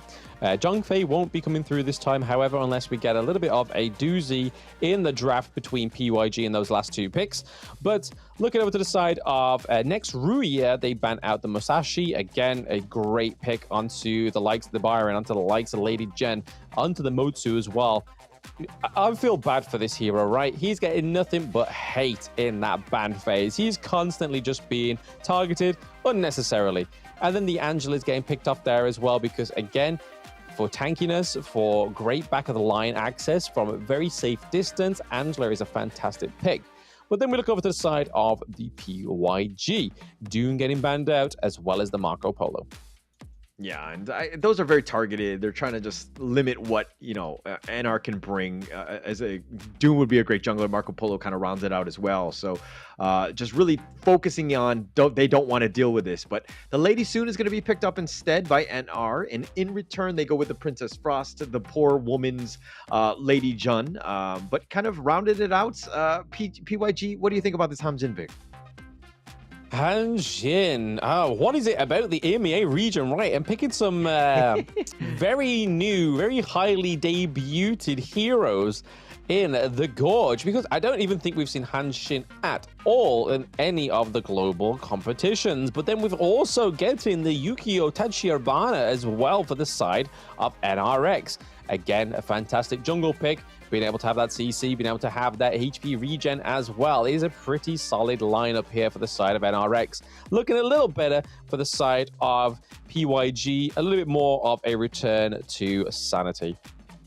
Yeah, definitely so, right? And I think that this is a team that really kind of likes their damage dealers. They don't want that traditional style damage soaker of a tank. They just want to be like, hey, everybody can fight. Everybody can get on you. We have different multiple ways to kind of be very mobile and to kind of hit you from different angles. So, you know, PYG really want to take the fight to the enemy team. But again, back's on the wall. Game is on the line. Everything is at stake for PYG. Is this draft, do you think it's good enough to take on NR at this point? I think only time will tell, right? It depends how they utilize the Shuangzi as well, especially with the butterfly effect, with the cannon blast from the Motsu, because you can see what NRX are going for here, right? The Motsu cannon blast comes through, you either have the Byron or the Yukio on top of you then, because they can fly over the walls, they can dash in, they can knock up, and by that time that that's happened, if you're quite a immobile hero like the Shuangzi or the Princess Frost, you're going to struggle to get out of there. Yeah, you're going to have some issues. And again, I think it really comes down to Warlord and Ryu, the mid counterparts, to kind of have that perfect positioning. Ensure that they can do damage from afar as long as possible, making sure that nobody really gets on you. So again, like a random cannon blast or, you know, some way to kind of control you, got to be super careful that you don't step out of position.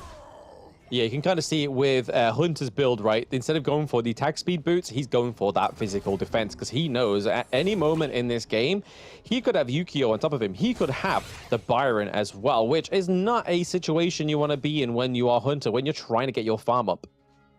Yeah. And it's going to be interesting. Again, Hunter was the big, you know, carry last game, but it looks like they're going to go with the Arlie on this one and not the Ogren, and forcing him out. But the Ocean of Tears on Deshaun, and it looks like they do a lot of damage. Trying to chase them out, but it looks like they're going to give up on this one at the end. Yeah, they can't kind of overcommit just yet, right? I mean, the T1's still open. There's a wave coming through. It just would have spelled disaster for the side of NRX. They know when to cut their losses. Yeah, they do. And looks like they're going to be going for... you know, Kirito is going to get very low. This is one of those things where you don't want to be like losing the lane as he seems to be doing here, and as Liz has kind of bullied him away. And now that's kind of going into Sean's farm, so to speak. But in this bottom lane, a little bit of a skirmish. Quasari doing some damage. But again, Hunter, are you okay with just everyone... Oh, Kirito gets up first. Yeah, we could kind of see it on the minimap. There was something brewing there, right? There was two members of PYG, but then a three-man engage into the enemy jungle from NRX, and it didn't end well for them. They did lose Kirito and Sean there. It's already going to be a 1.2k gold difference for the side of NRX, which is not where you want to be just yet going into the 3-minute mark. And it looks like, you know, they're going to be trying to force the issue. Oh, this is the replay that we saw, you know, giving up first blood here, taking out 2, and Sean is going down as well. So not a great start for PYG. They need to figure out how to get some more farm on the map. They need to kind of be more aggressive. Hunter right now is only have, you know, he has a smaller posse and just Yumiko at this point. But again, all roads lead through Hunter. Yeah, he's used to his full crew, right? He's like, the Warriors come out to play, and then all of a sudden NRX come out of nowhere, just like this. Yeah, and Sean is already down for the count. Yumiko's going to be focused here, and he goes down. Hunter is down as well. They've got 3 members of the Death at Sunset just trying to get Liz. He Moonlight Flashes, but the force field suppression, he's got the shields, and now he's going to be focused by Quasari, who's trying to go in, goes for the rolling ray, does some damage with the ultimate shell, but he does survive. But 4 members down for PYG. Yeah, not a good start for PYG. Not quite as dominant as we thought they had. And there we go. Kirito going down as well once more. Hauler. We see the NRX are up by 7 kills. They are up by 3.5k gold, almost 4k gold difference there. As the neutral objectives spawn, it's not looking like a great spot to be in for PYG. those game ones, it's all about tempo and kind of momentum, right? Getting into this one. And PYG right now, really, they got punched hard in game one, losing that game. But going into game two, to bounce back, to have that mental fortitude, you got to be super strong and just kind of shake that one off. And it seems like they've kind of been shook and they haven't really, been able to bounce back in this game two, as they're actually down quite a bit in this game two. Yeah, I mean, if NRX are playing this well with a technical difficulty right now, I mean, hey, they can have as many technical difficulties as they want, right? They are doing very well in this game too. And unfortunately for PYG, if they don't sort out their tempo or try and get a level head into this gorge, into this game two, it could be troublesome for them. Yes. Definitely troublesome. Right now, it's just about baby steps. Just finding farm, get that one little pick off here and there. Don't go all in. Try to force the issue right now. Yes, you're behind, but the game is still far from over right now. You don't want to let the enemy team snowball and just take over all of the rest of the game. You still have a chance. You just got to understand how to get back in this game. Yeah, and we saw it from 3BL, right? They adjusted in their game two that they were able to make sure that they focus on their resource gathering, which was the issue from PYG in game one, and it seems to be the issue here for PYG in game two. They're struggling to sort of get their gold onto the Arlie, which ultimately could be their win condition, right? A lot of damage from the Arlie could make a world different here for PYG. Yeah, just give Hunter as much space and time as possible. Everybody else should just be about holding and defending your towers as much as possible. Get those T1s. Don't worry so much about kills. Hunter will carry you in the end. Don't let him, like in this case, group up and just try to steal farm as much as possible. Don't force the issue right now. Especially when you got the likes of, yeah, they're not listening to you. You're not the coach. You're not the coach. You don't want to be grouping up when the enemy team has the destructive deluge on their side, right? That big AoE from the Lady Chen is troublesome. Yeah, definitely troublesome. And but forcing it out, it's again, you just, man, you got to get as much farm as possible. Let Hunter work. Let Chan try to buy you as much space as possible. But it's a struggle right now, and they're just so worried about defending this T1 that they're not actually just getting that farm, which is being taken away in that bottom lane right now. Yeah, I mean, you can see that NRX are kind of just like, hey, if you're not going to actually make use of your jungle, hey, we'll show you how. And it's kind of showing in the gold lead difference. They're up by almost 4k gold difference right now on the side of next Ruya, which going into 6 minutes, Hauler, is it's hard for the side of PYG to find their way back. You see that Hunter's level 8 as well. Yeah, Hunter's level 8. He's trying to fight for this one, but they're so far behind. The damage, the winter is here, it's coming, and it ends up killing Rap. They do end up getting the kill. They got a second in Bob as well. Make that a third, and they got a triple kill on this one, and it looks like that's one way to being able to bounce back. They're going to take the Overlord here as well. Take the Overlord, but they are able to hunt the Hunter. So Hunter goes down in that whole interaction. Are they going to steal this here? Liz and Quasar are going to give their best go, but no. Oh, but the Quasari is going to pick off at least one right there. It gets Yumiko. Warlord is going to be focused as well, and both of them are down. So if anything, NR just, they gave up the Overlord, but they're going to take 2 in this one. Yeah, they kind of had the leeway, right, to give over a few kills. They were already up by 10 kills, right? So giving a few kills over for a T1 is not too bad. Yeah, not too bad. The Death at Sunset already being committed at this point. That fake inside the box is going to be used, but they've gotten Hunter, and he tried to step away, not able to get away from them, and NR get the pick off onto Hunter. Yeah, ultimate shell connecting right to the face in that brush, man. That was just deadly to watch. It's like, oh no, poor Hunter. That's the worst. And again, this is the win condition. They need to keep him alive. They need to figure something out. The cannon blast from Bob just trying to run away. He's going to look to go for the Peacebreaker, but instead they end up getting Warlord. They're going to get the nice pick off here, but they do get Rap in return, so they've gotten something, but it's a 1-for-1 thus far. Yeah, Warlord was wrapped up within that engage there. Still not quite done. PYG are looking for some more, but I think it's safe to say that this would be the sensible part to actually just get back to restart at your T2 and try and just force away these minions, which is what they've done. They have the Overlord on their side. It may be chance for them to try and pick up a T1 and maybe gain some more dominance on the Gorge. But you can see that Hunter's only just built the Doomsday as well, which a lot of players normally go first item. Yeah, and I mean, he's level 10, right? Sean is as well behind Quasari and Rap right now. So both of those guys are well advanced, you know, like well higher in terms of levels. And it's going to be uphill sledding for PYG. They need to figure out how to get back in this game. And they, again, get that Hunter as much farm as possible. Yes, it doesn't look like it, though. I mean, they're very clumped together with Hunter. He's not trying to go to these lanes, go to these jungle camps that are on the Azure Golem side. And right now, if he decides to step into the Crimson Golem side, it's going to be Pain Town for him, as NRX are just waiting. They're cleaning up. They're starving him of all those great pieces of gold. Yeah, and Hunter here, I mean, the Arlie is a different hero than the Ogren, right?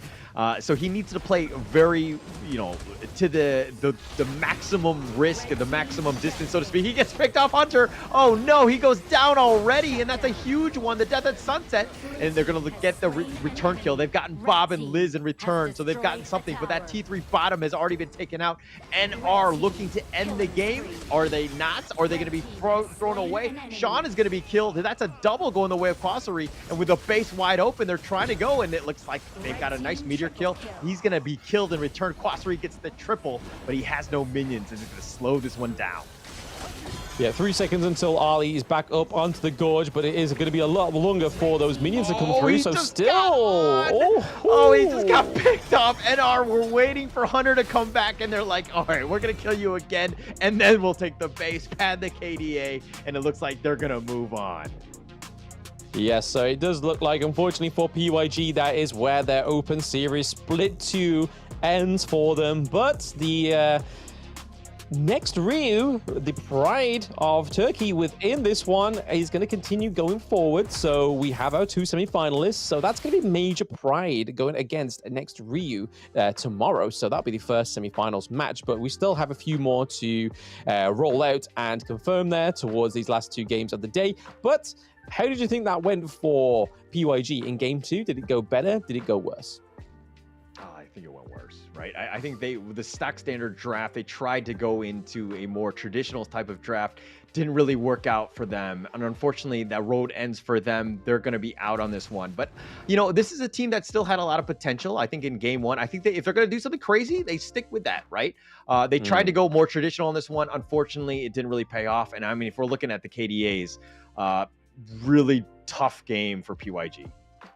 Yeah, really interesting to see the Spark Forged Dagger on Ali there. That's a little bit of a strange one for me. Normally you go for the Doomsday, then go for the Eternity Blade, maybe even the Shadow Ripper coming through. But the Spark Forged Dagger, we can kind of see why they wanted to go for it. It's for a little bit more of a zap, a little bit more attack speed. But you can see here the difference between Quasari and Hunter is that gold difference, right? And also that damage dealt. We see that Quasari, Rap are all in that 30 percentile when it comes to the damage dealt, which is very huge for the side of NRX. Yeah, huge. And that's kind of what you want. You want your cores to be doing as much damage as possible. And I mean, Quasari was like, what, 6-0-1? Definitely controlled it. They've got almost all of the neutrals except for a single Overlord here. NR really just closing the game out, understanding objectives and timings. NR played that very well in game 2. They really did. And I mean, that gold graph's really just showing that it's a... If you were to miss that match completely and you'd see that gold graph, you're like, I see what happened. Between the mid part of the game, they did lose 4 members on the side of NRX, but then after that, they learned from it, they went forward, and they demolished with an even steeper climb in that gold lead graph. And you can see in these highlights that NRX just had a little bit more of a width to them. They were able to get in and out with the Yukio Tachirban, and then also the likes of the Byron as well. But I have to say that the Winter is Coming and stuff like that was a great tool for the side of PYG. It opened up some really great team fights for them, but it just wasn't enough, right? I feel like if they drafted this in game 1, we could still be seeing potentially a better game 2 and then even a game 3 between these two teams, because even though NRX had a great domination in this one, I feel like PYG have got like a little bit of a second wind, but unfortunately, because it's the best of 3, they won't get to display it. Yeah, they won't get to display it. And I mean, they had an opportunity. They won that one team fight in their own jungle. Then they went for the Overlord. And that was a bit of a greedy play considering the stage of the game and how much life they had. They probably should have pushed out the lanes instead. I mean, they traded 2 members for the Overlord. I don't know if that was the greatest trade, but the MVP of that game, Ryu, is this one, are you okay with this 2-1-10 by the Ryu? I mean, he did quite the same kind of performance in Game 1, right? He was Game 1 MVP, Game 2 MVP. Hey, if he wants to shine, let him shine, because that Lady Jen has been one of those picks that's really pushed the mid lane players within Honor of Kings to the limelight. They've been able to get into that MVP position. But the thing with Ryu is he was able to get there in Game 1 with the Ganon Mo, right? So Ganon Mo, a lot of damage, but the utility from Lady Shen is a lot different. But before we get into our match 3 of the day, we are going to take a short break, guys. Next up, we do have Axe MENA against Hurricanes of Feather. So don't go anywhere, chat. We'll see you soon.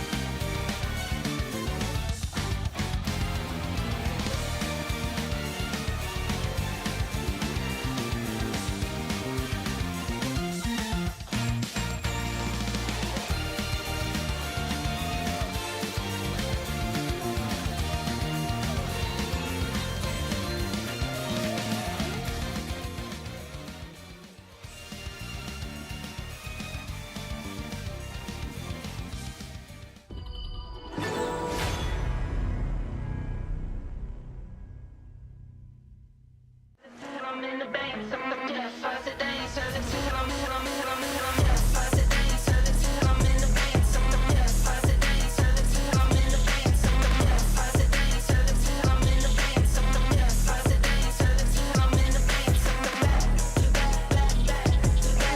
baiting out the ultimate from Gretzky, but hey, it doesn't matter. I can be on target. Очень неплохо получается со скачка. И там минус 2, скорее всего, будет как и Юнит раздает дэмэдж и пытается что-то придумать. G, so G's most common combo is the 1-2 ult, as we're just seeing here with AB8 perfectly timed, perfectly executed. Is that going to be a double kill? Oh.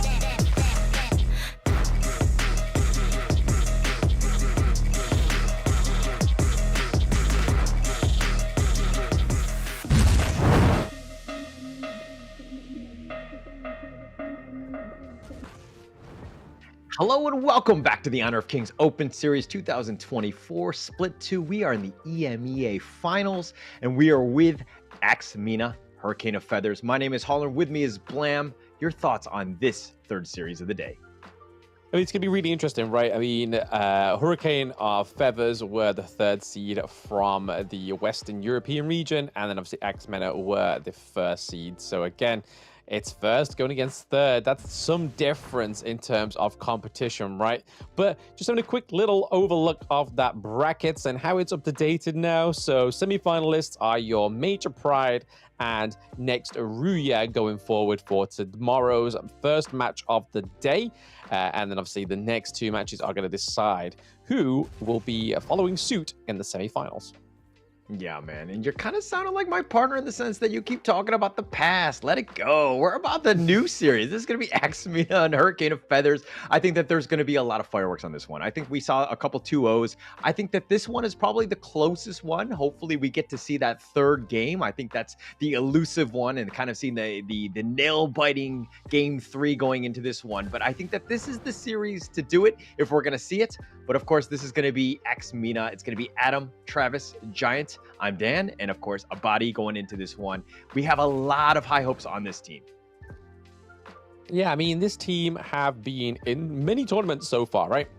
Whether it be part of MENA or different teams, but the likes of Travis, 7M Dan, and Albadi as well, they've all been pretty much within these previous tournaments of the Honor of Kings Global Esports, but it's all about how they've improved, right? So that's really what's going to be the ends maker if they can beat Hurricane of Feathers, but they are Wolf, Mr. Fury, CHS, we have Iuso Maze Novu, and Bruno in the farm lane. So that is your competition for the side of MENA.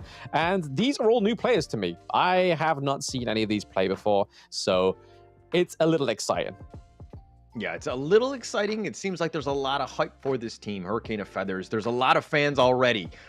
So it's going to be interesting to see how they perform here. Of course, all of these series are a best of 3 single elimination. So if you lose, you go home. And obviously, Hurricane of Feathers, if you're one of those fans, they need your support. They need your energy to kind of, carry them through this one because they're going up against the Titan of MENA, the MENA champs. And I think that there's going to be huge expectations going into this third series here. Absolutely, but the one thing that I think Hurricane of Feathers is probably going to learn from PYG is not to cook in game 1, but to try and look for that victory, look for that great bans and drafts. And we're already seeing a few promising things here on the board, right? You have the Dolly being banned out, you have the Mai Shiranui. Sorry, ladies, big appearance throughout the entire of the tournament, but unfortunately, you are not on the Gorge for game 1. Over to the side of MENA, they ban out the Organ, they go for the Ali. And what happens when the Organ gets banned? The Hugh Huan comes through, followed by the Lady Jen on the side of MENA. Yeah, and the Zhang Fei is going to be picked up as well. We've seen plenty of that throughout. The Princess Frost almost always in return against the Lady Zhen here. But the Lady soon picked up by Axe here. Just the all-female lineup, I like it from MENA thus far. Yes, very progressive, very progressive. We see the ladies coming through and the Hugh Huan. So we're getting music, we're getting ladies. It's all a treat. But I think the one thing that MENA have got to do right is replicate how Major Pride played it, because they need to make sure they're able to give the resources over to the Lady Sun, which makes sense for the Lady Jen, because we don't give up much resources to this hero in the early game. We make sure that it's all being funneled through to Lady Sun so we can get that hero activated and do as much damage with those ultimate rolls and landing those ultimate shells. But going into the second ban phase here, Masashi, unfortunately for myself, Masashi main gets banned out. Ming also, because obviously when Lady Sun comes through, we generally get that Ming follow-up. Yeah, it's a nice little compliment. I mean, they synergize quite well together. Unfortunately, it hasn't been picked, or it will not be picked, excuse me, because it's been banned out. But let's talk a little bit about this Loong here, right? It was the first pick. Obviously, we saw it do quite well in some of the other series as well as the EWC. But countering it with the Lady Sun, are you comfortable with that matchup one-on-one?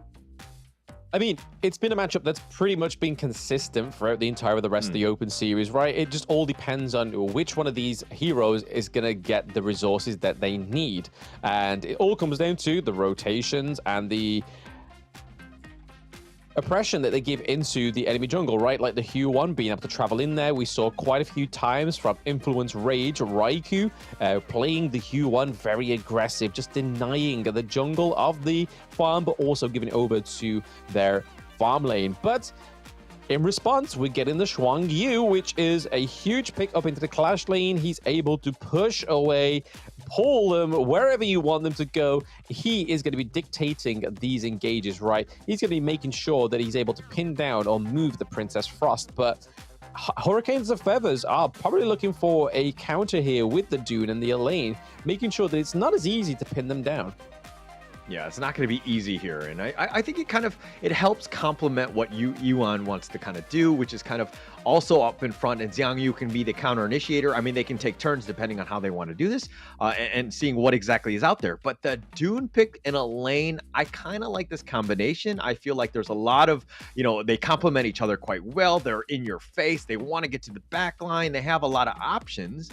But now Axe final pick, they pick up the Sun Bin. Is the time flux enough to kind of keep them alive? Well, I think so, right? We've saw this many times, especially with EWC, MSI. I believe it was with the Brazilian teams picking it up for the first time at that point, and it really made a literal shift in the meta of that one competition overnight. And it's really shown here because Sunbin is able to give you that movement speed, but she's also be able to put that time lapse down where she can basically silence your enemy team. So if they're going to go for a big, great engage, this is a great counter for that. Yeah. No, I like that. And it kind of, helps them out. Yuan, if gets caught out, even if you have the Unending Sorrow, you still have that, that time flux to hopefully get you to safety. You don't have the Celestial Melody from the Dahlia, which was banned. So they kind of have to use an alternative here. So I think it complements it quite well. But now that we're going to go into this series, of course, game one being super important in this third match, who do you give the edge to just by looking at the drafts themselves? I mean, if they can keep their backline alive, right, depending on how Warrior plays the Loong, we saw some fantastic performances on the Loong being used as an aggressor, but then also using that ultimate whilst your team are trying to deal the damage over to the side of your opponents, and then landing back down and just doing those finishing strikes, which we know he can do. He deals a lot of damage, and honestly, I could see that Hurricanes of Feathers could be up for a brawl in this game. Yeah. Okay. I like that. And one thing to take note of, I mean, the Hurricane of Feathers right now, Mr. Fury, of course, with the smite, but Yusu Mas, I'm going to just, he's also got the smite as well. So something to take note of, potential steals, especially early game. This is something that they can kind of take out with, they kind of catch you off guard, right? It might be a stolen buff here and there, especially in the early game. Yeah, we've got high expectations for this Zhongfei, right? We've had very aggressive rotations from Kashiba tier as well. So very much high expectations for the side of Hurricanes of Feathers. We're already seeing that aggressive engage into the enemy jungle as well with Hue1, as well as Sunbin. We could have a big engage here as well. There have a few level 4s on the side of Axe MENA, but there's also a dash going up into the Clash lane as well. So quite a few bits of brawls going on, but no one dying here just yet. The ultimate shell coming through for Bardi. It goes over first blood. Great allocation there for Axe MENA. Yeah, good use of spells, just kind of understanding who was most vulnerable and out of position. Mr. Fury, unfortunately, was. He really had no chance at getting that Crimson Golem, so he got kind of caught out, right? So it's a situation where the rest of a Hurricane of Feathers, we'll just call him HOF from now, just, you know, everybody was kind of getting out of dodge, and yet he was kind of sticking around, probably not where you want it to be. He was maybe going for the Unruly Blade escape, but unfortunately not able to do so. Acts with great control, and that's exactly what you want. Yes, and we can kind of see that Body and Giant have rotated up to the Clash lane just to make sure that Adam is able to get out of there alive, because we've already seen Wolf putting a lot of pressure onto the side of MENA in that Clash lane. And rightfully so, because they lost their first blood over to the side of MENA. It was the Lady Sun picking it up as well, being able to claim that Azure Golem from that first kill as well. So that's a great little Brucey bonus for you. Yeah, and it's not even 3 minutes, but we just see the game plan of MENA, and the strategy has been successful for them. This is why they're there, and right in the sense that they're being very aggressive. Everything is contested by HOF. They're having a hard time even securing their own jungle. They've been forced away, and now they have to fight even for boards. Yes, there's the Unbridled Air Rage come through as well. 7M Dan may be getting caught out here. The CC does come through untargetable. The Unending Sorrow is placed there, keeping him alive. But we do see that Body is gone down, so it is a 2-2 trade so far. Half Wolf on the run, but goes down to Lady Jen. So overall, a great engage there from MENA. A little bit messy, but still could be some on the cards here. Yeah, that's what you want. You want to get, you know, a slight advantage. Yes, you got the 3 for 2. You'll take that any day of the week, especially early. But now they're contesting the Crimson. And again, HOF, look at how many resources. They have 4 members just to ensure that Mr. Fury gets this buff here. That's how, you know, they're trying to secure their jungle and, you know, almost like they're almost not really, you know, feeling secure about securing their jungle. It's a little bit of a mental mind game, right? You're just making sure that they don't feel safe in their own spaces. And MENA are doing this beautifully, but there we go. Long getting caught out there by the side of MENA. Not quite finishing just there. Shuang Yu, his ultimate doesn't quite land onto Zhang Fei, but that could have been fatal for the side of Hurricanes of Feather. They're able to pick up the neutral objective, which could be huge.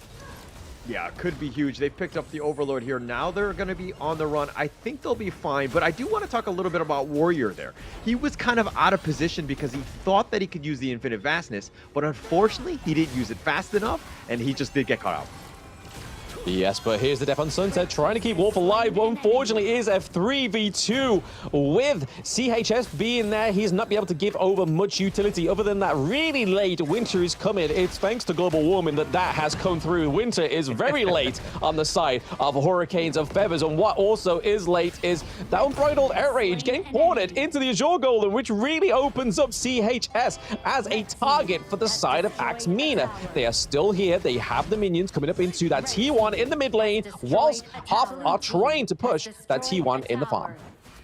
Okay, you know that CHS was just like, damn you, global warming. You know, if it could have just gone a little bit more damage, they could have gotten the pickoff. Unfortunately, not able to do so. Giant does walk away. He was at a sliver of life. He gets alive, but now, Unruly Blade, he gets the safety.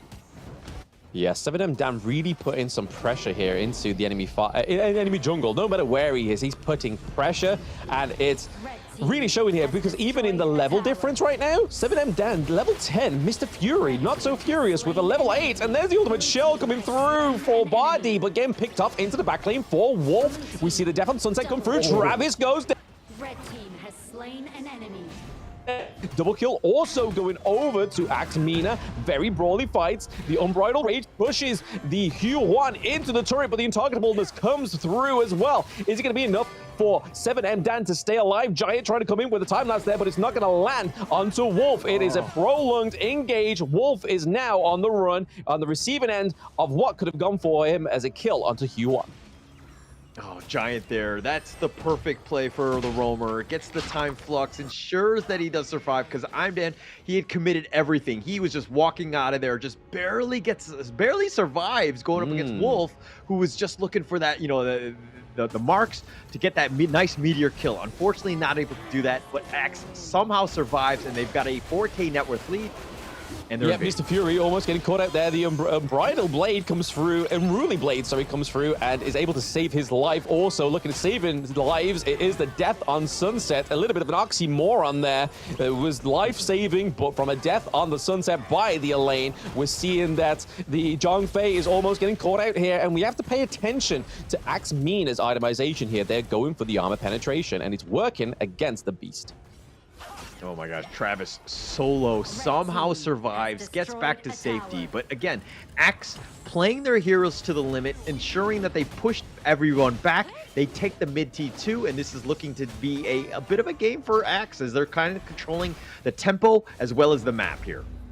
It's the problem with the Huan pick, right? It's very controlling. You can basically set that tempo yourself. If she is a musician, that is pretty much the hidden skill of most musicians, right? Is that be able to create the tempo, but also create that space and pressure that is needed on the side of Axe MENA right now. And it's working very well for their team. The Unbridled Rage comes through. Adam is looking pretty low. They're able to take the T2, however, and we see that Zhongfei is on the run. So is Wolf, taking a lot of damage from the Huan. There is a lot of skills being placed here. We do see the leap over the wall there, trying to just push them away, trying to give some space for Long. He's able to get a pick up onto Adam, but that is soon turned around. Mr. Fury is going down. Yeah, it's a 1-for-1. You know, Axe, I think, are happy to take that trade at the end of the day. You know, a body's still alive. You're able to push. You have other options, right? You're still invading the enemy jungle, but you were talking about Amdan and the Yuan just playing a lot of music. I mean, I don't mind musicians, and I do like the music that they play, but Yuan's music to me, it's not really music to my ears, if you know what I mean. Hey, she can have the unending sorrow, but she can then also have the turnaround, the very positive healing spell. She's the best of both worlds, right? Yeah, but even the song, like the skill names, like Tragic Beauty, Mournful Tempo, Unending, everything's so sad, man. It's so negative, it's so emo. Hey, it's from the 90s. It's grunge, baby. It's grunge. But it looks like they've got the pick off onto Wolf. This is a good start for Axe. It looks like they're going to want to go more. Yeah, I mean, there is a potential for an engage here, right? They have the minions coming down in the farm lane, which could be crucial for this T2 in the farm lane. Chuang Yu looking for the back line as well, trying to just get a pincer movement. And there we go. The knock into the wall is pretty huge here, but speaking of huge, we see Zhongfei transform into the beast with the Unbridled Outburst as well. A lot of damage going up at CHS. And speaking of damage, we are seeing the higher ground turret be taken down as well. We are potentially seeing Hurricanes of Feathers already pretty much pinned against that crystal, and there's nobody left other than Mr. Fury and CHS to kind of ride that out. Unfortunately for the side of Hurricanes of Feathers, Axe MENA taking that first game one with a really swift, a very precise win. What a clean game by Axe MENA, right? I think the Zhang Yu at the very, very end, that charge in the bottom lane, that was game winning, right? The fact that he caught both of them out, did get the kill. I mean, that's exactly what you want to do. What a great game by Axe MENA, and just proving why they're the MENA champs. They were very strong in that game.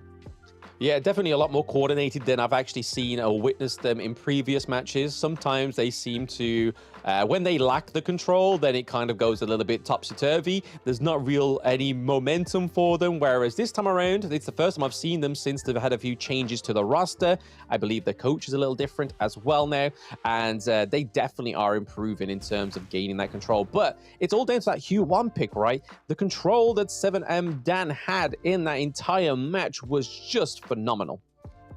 Yeah, phenomenal. I mean, the 614 speaks volumes about how he played. He was just playing the hero to the limit, and he was baiting out a lot with the Unending Sorrows. Just made it very difficult for, you know, HOF to kind of draw a bead and try to lock him down. They were struggling for that, but, you know, I got to give a shout out to the rest of the squad. Adam played very well on the Xiang Yu.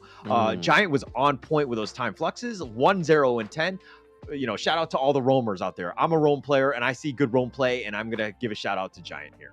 A game recognizes game, right? But like I said in the match, you can kind of see the armor penetration coming through in that itemization that really helped against the Dune and the Zhongfei, because a lot of these teams don't catch on to what you need to actually beat the Zhongfei and the Dune. But going for the armor penetration, dealing that damage like the Huan, like the Lady Sun as well. 44.5% of the damage dealt from 7M Dan alone is huge, right? And it kind of really plays into this gold graph.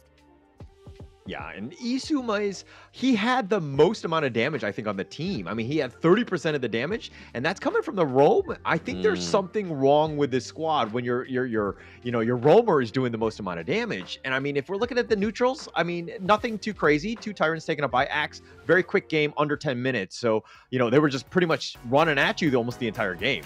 Yeah, it was from that moment of first blood, right? The way that they got that first blood was by literally entering the enemy's front lines, which most teams could only dream that they have the confidence to do that and have the team members that they can rely on to get into the enemy jungle to actually get a positive outcome from it as well. But just the knockups from Travis as well, phenomenal on the Lady Chen.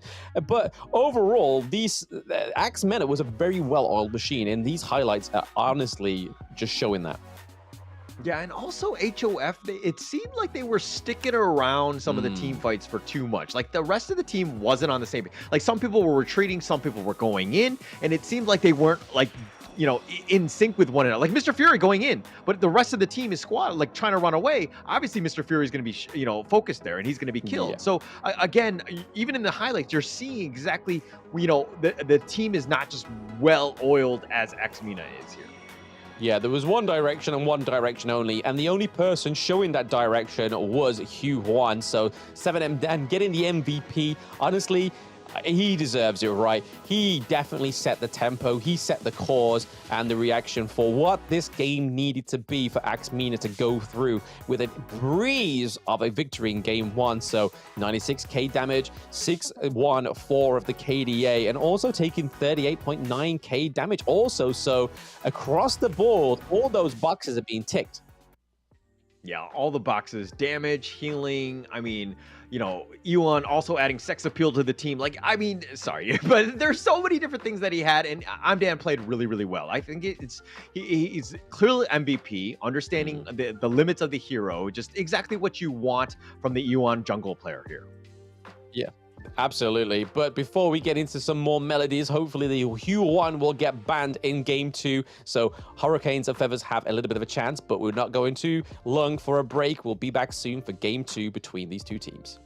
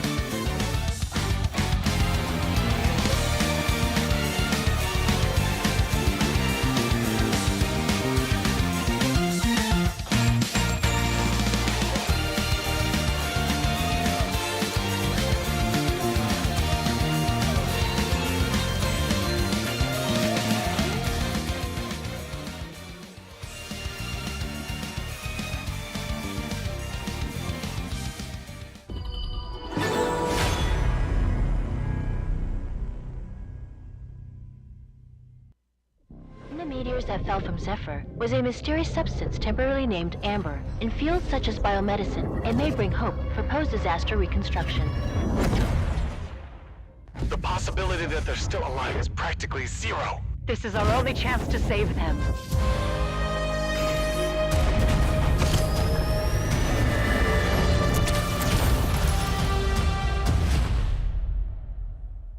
Doctor, we received a weak signal from Zephyr for the first time. Zephyr! Rescue!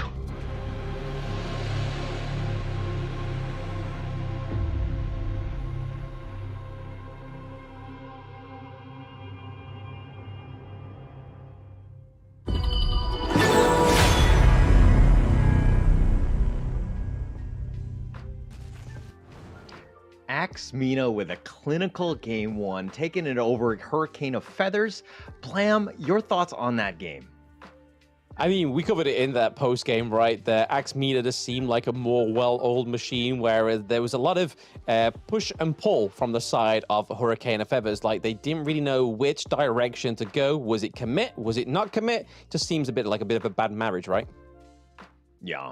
Okay. Yeah. Interesting that you went that far. Okay. I hope you're not speaking from experience here, but nonetheless, we're going to be going into game two. We don't have to go into that right now.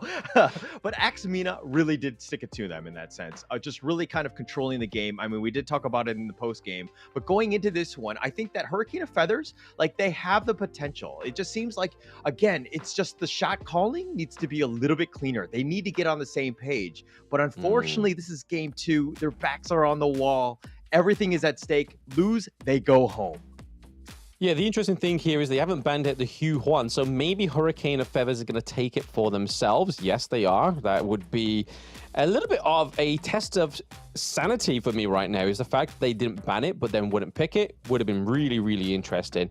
But this is where they've got to try and make that difference from game one, is that if they're going to take this Hugh Juan, they've got to be aggressive with it in the early game, like we saw from MENA, but they've also got to dictate the pace of the team and where that team go, because that could be the issue, right? We could have the composer herself, but then the decomposed would be completely the teammates that are just going in a different direction. But I want you to highlight that pick in the MENA for me, Hauler, because if I do it, I might just scream.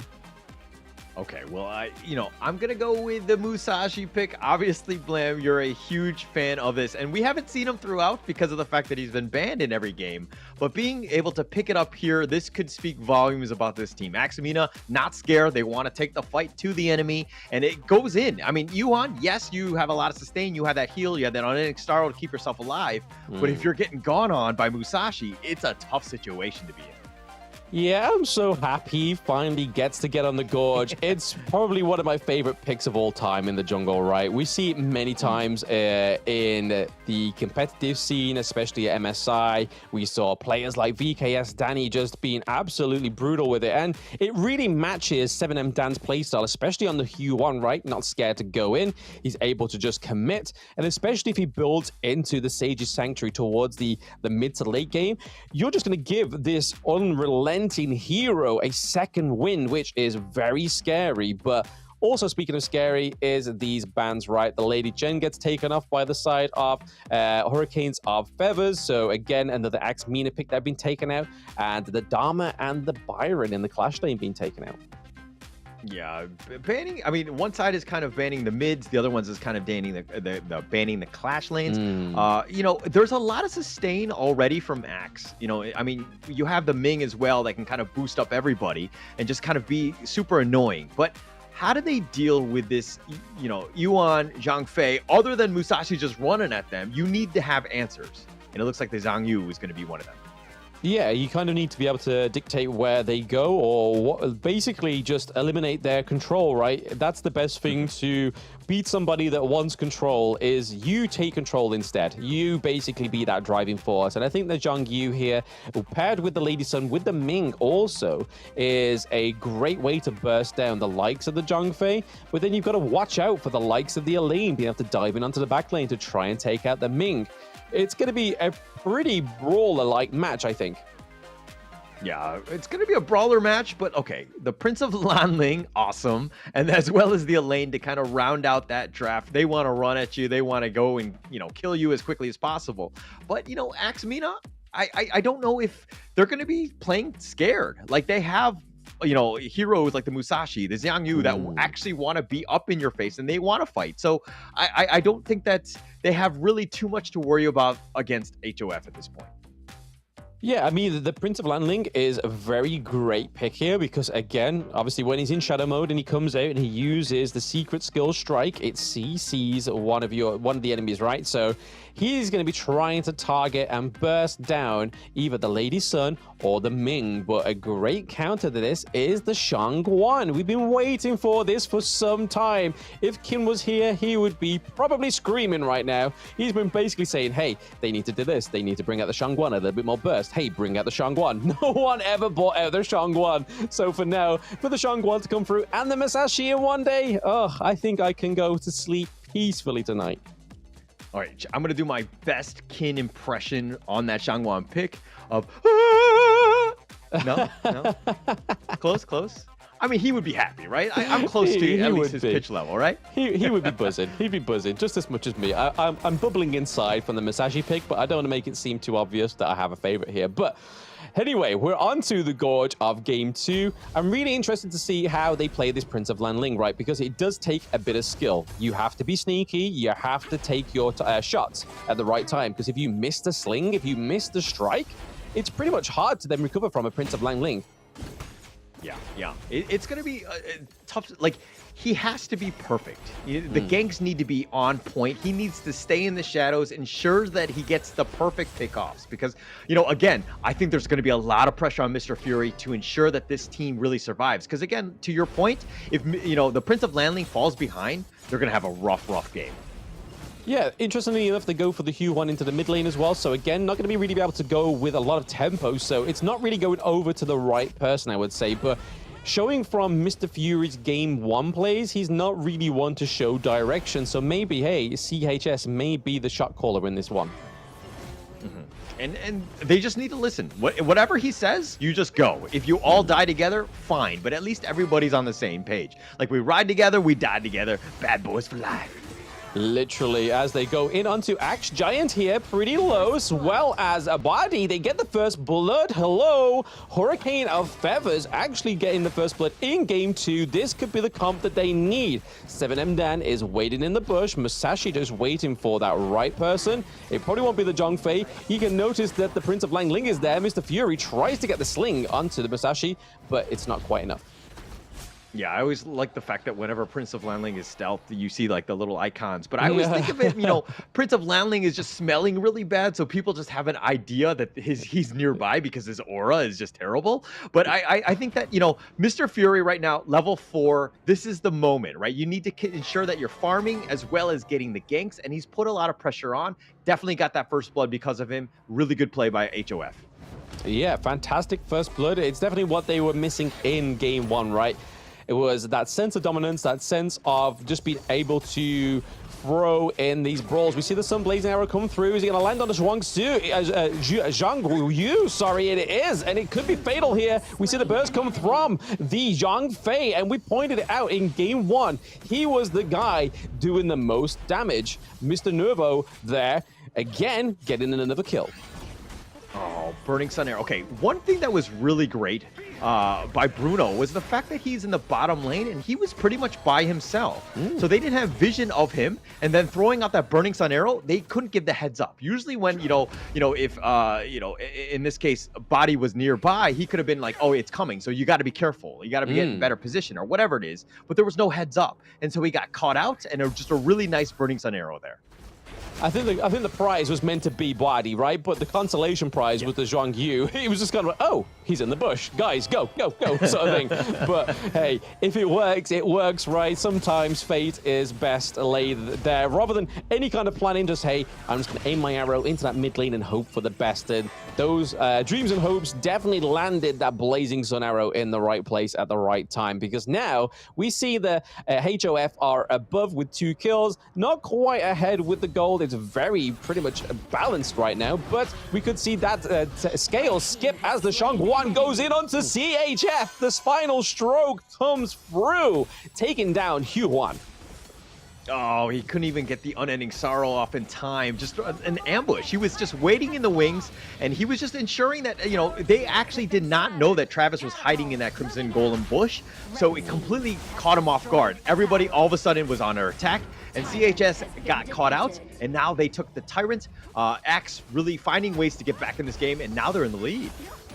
Yes, the Zhang Yu being quite close by the Prince of Lanling is probably trying to focus that...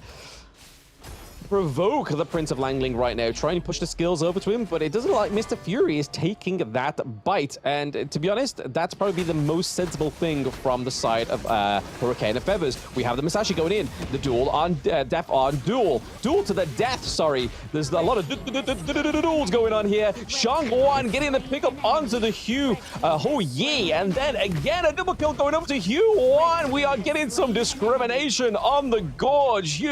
Huan is just taking strikes from Zhang Yu all the time.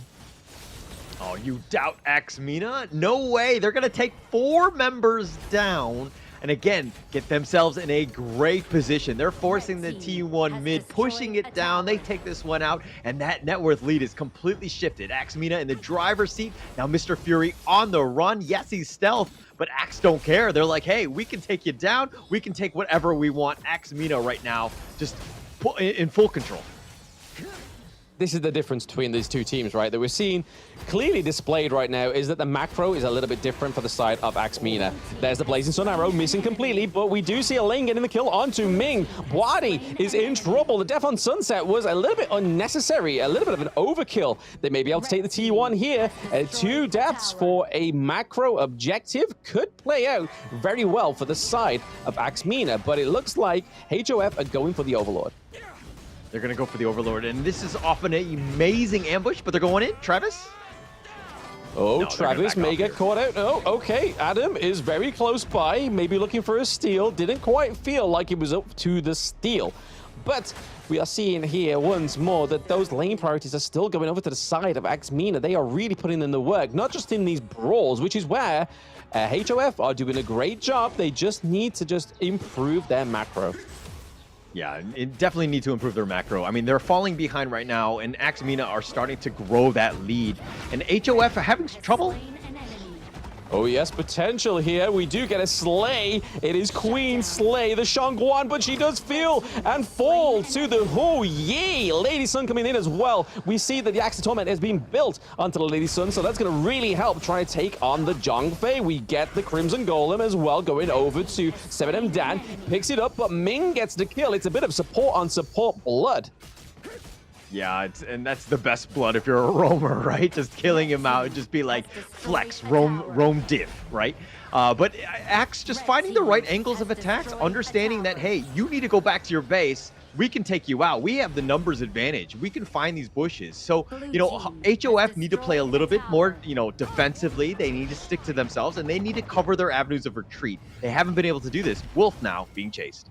Oh, just missing out that ultimate shell from the Lady Sun, but the roll comes through, controlling that kill onto the board. So they are now up with 9 kills. They're ahead with around about 3k gold difference as well. We see that the Tyrant may be up in about 37 seconds for the side of MENA for them to try and take again, or are they going to wait for the Shadow variants? We'll yet to see. Yeah, yet to see this one. But again, MENA still in the lead. HOF playing defensively. Mr. Fury has not really popped off. He's starting to, dare I say, you know, struggle a bit. I mean, yeah, he's 5.2. He's the highest on the team, and they're trying to prioritize it, but he hasn't really found the ganks. Okay, the Blazing Sun Arrow does come through onto the Lady Sun, but it's not enough. Shangguan comes through once more. CHS goes down. We see Zhongfei, Bruno, Mr. Fury has gone down as well. That is a double kill over to both Masashi and the Shangguan. The ace comes through, Hauler. They are rocking the minions down into the mid lane. I don't know if it's going to be enough time to close out the match because we'll have the movement speed decrease once they take down this higher ground turret. But they could still be within a chance. CHS CS is up in 2-1 seconds. Q1 up. Prince of Landling up. They're going to do everything to take this, or Axe MENA with the retreat, I think, is a lot more sensible than trying to take a fight under the crystal. Yeah, smart retreat there. They need to regroup. They were getting a little bit low, and to your point of how the minions were being slowed down after taking that mid T3, they've opened it up, and that's the quickest avenue of attack to the base. So they've set themselves up for that late game, which could be much, much easier as they push. But again, Axe MENA really being very smart. That was a good retreat, and now they're taking over the enemy jungle. Yeah, over to the Prince of Langling as well here. The Musashi is still ahead in terms of experience, in terms of gold as well, which is very troublesome for the side of Hurricanes of Feathers. I do have to point out there, though, there was a little bit of a clutch moment for Axe MENA Travis into that clash lane. He was like one of those horror scene moments from a movie, kind of just sat in a closet like, I hope the killer doesn't find me. There was 3 of them in the clash lane. He managed to get it there scot-free, which was just, it was hilarious to watch. It's kind of just like, I hope they don't see me. I hope they don't see me. Yeah, they don't move, they can't see me, but they're like dinosaurs in that sense. But it looks like they're going to take the Azure here. I mean, again, just tough situation. HOF just trying to find some sort of farm. That gold graph is dipping in favor of Axe MENA because, again, HOF not able to find any sort of sensible or real farm at this point, and they've been struggling. It's kind of hard when you've been pushed into the side lanes, right? That means T2 down into the farm lane gone. They have no turrets at all in that mid lane. They're able to pick up the Overlord without any contest as well, which is just going to make this next assault onto the Crystal a huge one. But we're seeing a bit of a trade here for neutral objectives. The Shadow Tyrant does go over to the side of HOF, but is it going to be enough of damage coming through into this next fight? Adam is down. He got a little bit too far, a little bit lost into the thick of it, but here may be the ambush that we're waiting for. Dan taking a lot of damage. Unfortunately, that is Dan down, already going into the favor of HOF. Shangguang does get a double kill, so it is currently a 4-2 trade. A little bit of a higgledy-piggledy kind of fight right now, but we do get Shangguang being taken down. That is an ace for Hurricane of Feathers. This is a little bit more of a better performance from this team. Yeah, and this is kind of off of the back of Adam, right? Where he went in 1 versus 5 and he realized that none of his teammates were nearby. He got picked off, but then Axe MENA were like, hey, we're going to still fight this 4 versus 5. And they're going to look back on this replay and they're going to be like, hey, that was a really bad team fight to take. We should not have done that. Yes, Adam had died. We should have given that up and just kind of taken the losses. We should not have gone in for this one. And HOF, they'll be like, hey, we'll happily take any sort of free food that you're giving to us. And that farm, that gold graph is starting to dip. Oh, man. But HOF still have a bit of a hill to climb. Yeah, I mean, the fact that from that one team fight, they was able to claim back 1.5k gold is huge. All they need to do is take another Adam, maybe getting caught out here. Shuang Yu goes in, doesn't get to land that ultimate, but we are seeing Wolf, who's trying to get away with that Death on Sunset. It's not going to be enough for him. The crucial crowd control did come through from Shuang Yu, so it was pretty much that blessing that came through towards the end there. A 2-2 trade overall, but we are getting that Shadow Vanguard into the Crystal right now. A 3v3, maybe what decides this last game too. Prince of Landling being brilliant there, taking out Boadi. That is a lot of damage on the side of Axe MENA that's gone down. The last person alive that can deal the damage is the Shangguan here, but it's only on those single targets, so she has to get out of there. They cannot push this game and finish it at that 12-minute mark.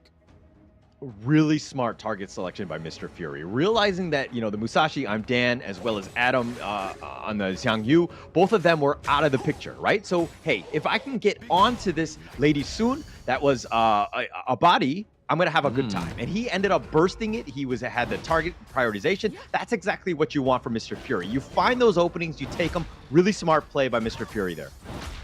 Yeah, it's kind of like they're punishing Axe MENA for their mistakes right now, right? Like Axe MENA coming across very overconfident, especially Adam on this Shang Yu pick. He's kind of just going in before the rest of his team even get there. So a little bit of overconfidence, a little bit of miscommunication.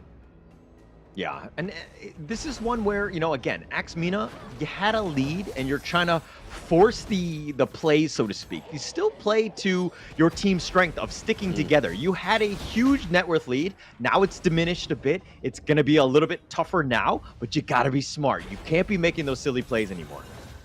Yeah, no, you can kind of see them waiting in the bush here, Axe MENA. They've got to be very careful with this next team fight because it could mean the winning of the game or losing it, right? Because that mid lane could fall down all the way to that higher ground turret, which is going to make it 10 times harder for MENA to come back swinging with their axes in the following team fight. But we are getting the next neutral objectives up. The Shadow Overlord is now up, and then we are going to be followed by the Shadow Tyrant. But it looks like HOF are probably going to force a fight around this Overlord here. Yeah, they're going to look to start this one. Axe is going to just hit on the side. There it is. So they do get the Overlord, but is it going to be enough to get out alive? But we're already down 2 members on the side of MENA. Same for the side of Hurricanes of Feathers. So already a neutralized trade. They do have the Overlord, however. There it is. 3-2 trade right now. This could be exactly what MENA need. They're trying to take a T2, so they have less safety. Down goes CHS, and down goes Zhang Fei. It is the second ace for the side of MENA. This time around, they've just got to contest the Vanguards. This could be the lifeline for the side of Hurricane of Feathers, but I don't think it's going to be enough. We do see Masashi leading the wrecking crew that is the minions into the mid lane, into the crystal, as we see that MENA are going to take game 2 from Hurricane of Feathers. So it is the next MENA team going through is MENA.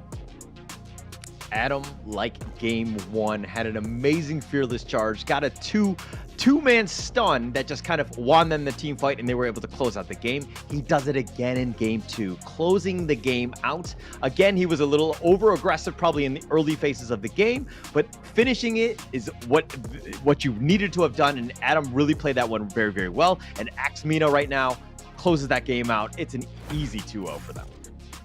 Yeah, it seemed like an easy 2-0, right? But that game 2 definitely seemed a little bit more of a hurdle for them, a little bit too high for the horse to come over, because we saw many times there where Hurricanes of Feathers was very close at tipping the scales and maybe even pinching a round from them. But fortunately for the side of MENA, they were able to compose themselves, get Adam in check, and just make sure that Shuang Yu came through in the right moments. And here you can see on the stats to the Masashi as well. 4-2-11, 10k gold in the farm, in the jungle lane. But then if you look at Mr. Fury as well, a different story. Definitely a better performance from Mr. Fury on the Prince of Lanling. Yeah, I think Mr. Fury had a great game. I mean, yes, he's on the losing side. The 4-2-8, the KDA is pretty good for him as well. But it's one of those things where they're going to go watch this replay, and they were very opportunistic. MENA, they were kind of throwing it at times, or they were getting out of position, and they made the game a lot harder than they needed to have done. I mean, if we're looking at the neutrals alone, I mean, it's a bit of a tie, and in a winning game, you should be controlling not only the map, but also the neutrals. And you know, MENA right now, we're going to see some of these highlights, but again, they were kind of not throwing the game, but made it a little bit more difficult for themselves. Yeah, there's just basically giving the side of Hurricanes of Feather a little bit of a leeway, right? They was doing some mistakes that may be intentional, may have not been intentional, but again, the miscommunication from the side of MENA could have been their downfall. So I think going into the semifinals, this is something that they've got to iron out. They've got to make sure that they don't take their enemy team forward for any kind of just like advantage, right? Because they can turn it around. We saw many times HOF had some really good team fights like we're seeing here, able to catch off Giant, able to catch off Wadi as well. So many a times HOF played fantastically. It's just that MENA was just able to set up that early game macro. So focus on those side lanes, focus on that mid lane, get it cracked open pretty early, and it kind of just opened up for a late game win, right?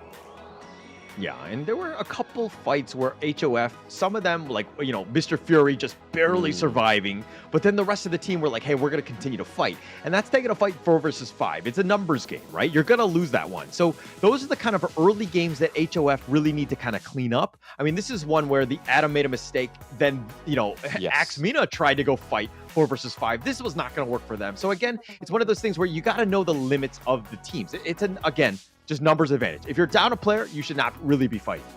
Yeah, it's down to boundaries, right? Boundaries and just making sure your ego's checked, because no matter how good of a player you are not 1v9ing a team that has a Zhongfei, that has that Prince of Lanling, and most importantly, has the Hugh Huan as well, just being able to give sustain, give a little bit more of a backbone to the side of HoF, which really showed dividends in this game too. And you can see here around the Overlord, it's just that they were able to take it, but MENA was able to capitalize on those already damaged heroes on the side of HoF, and then able to just run it down, get the T2, able to do a lot of damage onto the Zhongfei as well as the Hugh Huan, and then Adam coming in with that backline there, just guiding them into that wall, knowing that Wadi was going to aim that ultimate shell through onto Hugh Huan, but Giants, the support player, is getting MVP this time around, keeping the Lady Sun alive, keeping his teammates just in check when needed to, but also getting some kills. Yeah, getting some kills. He got some pickoffs. I mean, Giant was really on point of just kind of being that consistent guy that would just buff the squads or the right player at the right time. So, you know, he played very well. He died only 3 times and 17 assists. That speaks volumes about his play. So Giant, you know, making Giant plays. Yeah, Giant plays, Giant assists from the side of MENA. I didn't want to say Giant 3 times in a sentence. That would have sounded very infant-like, but there we go. So MENA are going to be your 3rd semi-finalist there, getting into tomorrow's game. So we do have some MENA region representation going through into the semi-finals. So far we have the likes of the Eastern Europeans, we have the Turkish team as well, we have the MENA in there as well. Is it going to be up to W Gaming to finally get some Western European representation to go through into the semi-finals, or are we going to get a MENA versus MENA brawl tomorrow between MENA and GS team? Yeah, I love the fact that we're seeing a lot of variety, right? Different metas, different teams, and just kind of showing it out. But really well played by MENA, and we're going to be happy to see them moving on to day 2. But before we get into the 4th game, let's take a little bit of a break.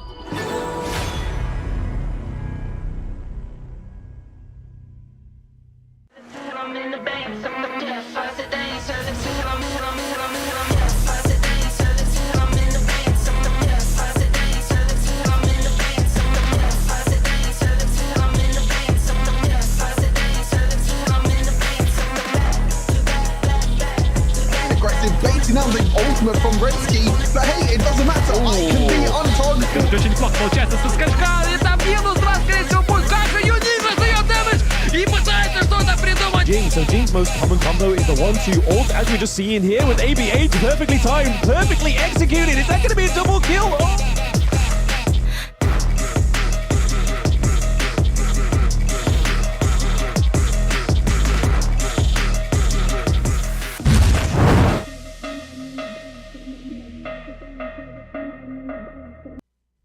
The meteors that fell from Zephyr was a mysterious substance temporarily named Amber. In fields such as biomedicine, it may bring hope for post-disaster reconstruction.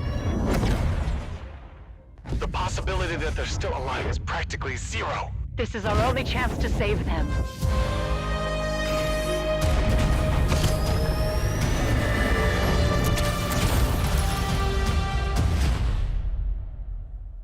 Doctor, we received a weak signal from Zephyr for the first time. Zephyr! Rescue!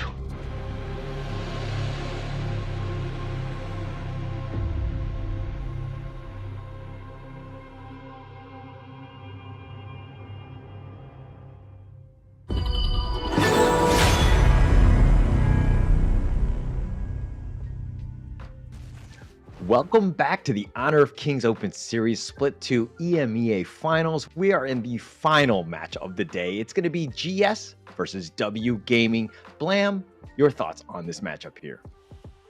I think this is the one I know most little about. I know we said there's a few kind of mysterious dark horses in the EMEA region, and these two happen to be the matchup where they both land into that category, because GS team and W Gaming, we don't know really too much about, other than they are representing the MENA region and West European as well. We've already had 2 knockouts of the West European region, so fingers crossed for Blam himself. W Gaming kind of need to get a dub on the board for the Western European side. Come on, please. Yeah.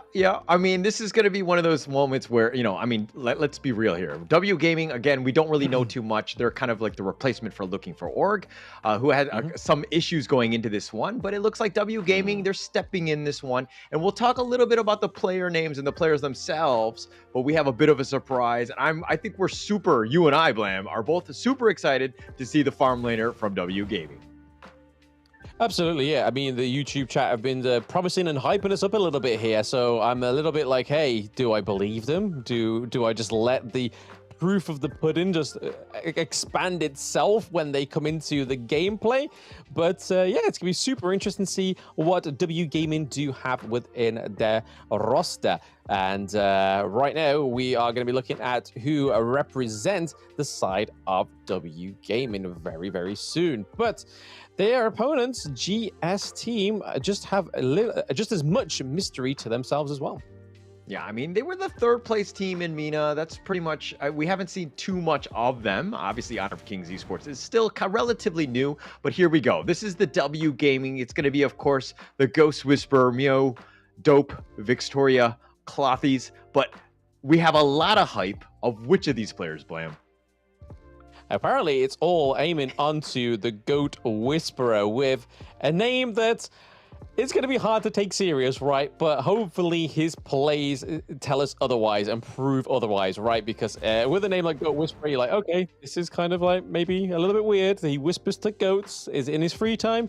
Is it while he's playing Honor of Kings? We're not too sure. But hopefully his play style is going to disprove all the whisperers about his name. All right, Honor of Kings GOAT name though, right? GOAT handle, correct? No.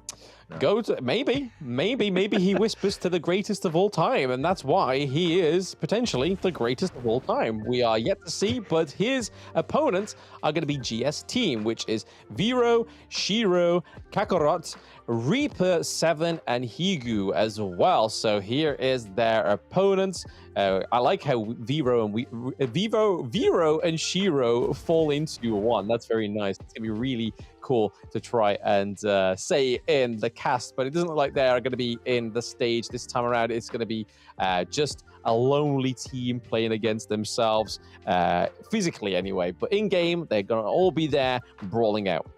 Yeah, and there's still a lot of expectations, right? We saw, you know, MENA just kind of dominate the last series. I think that this is one where they want to do well as, you know, just to represent the MENA region. Going into this one, this is going to be a lot of fireworks, but we're going to go straight into the draft here.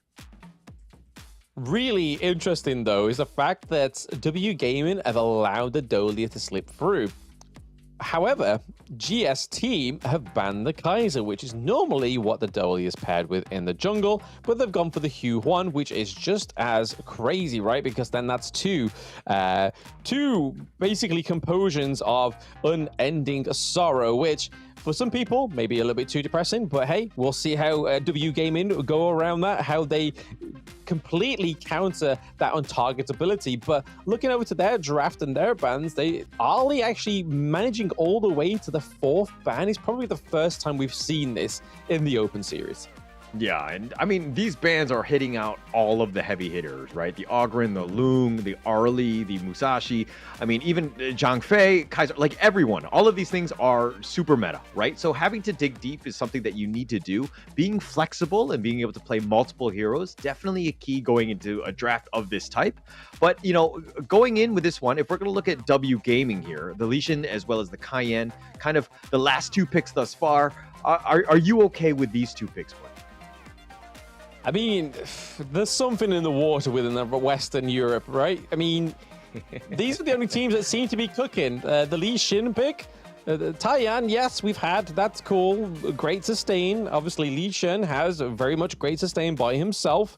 But is it going to work? We have to wait and see. But you can kind of see that GS Team are going for something a little bit more of the same old song and dance with the Marco Polo, flashing that out with the Byron as well.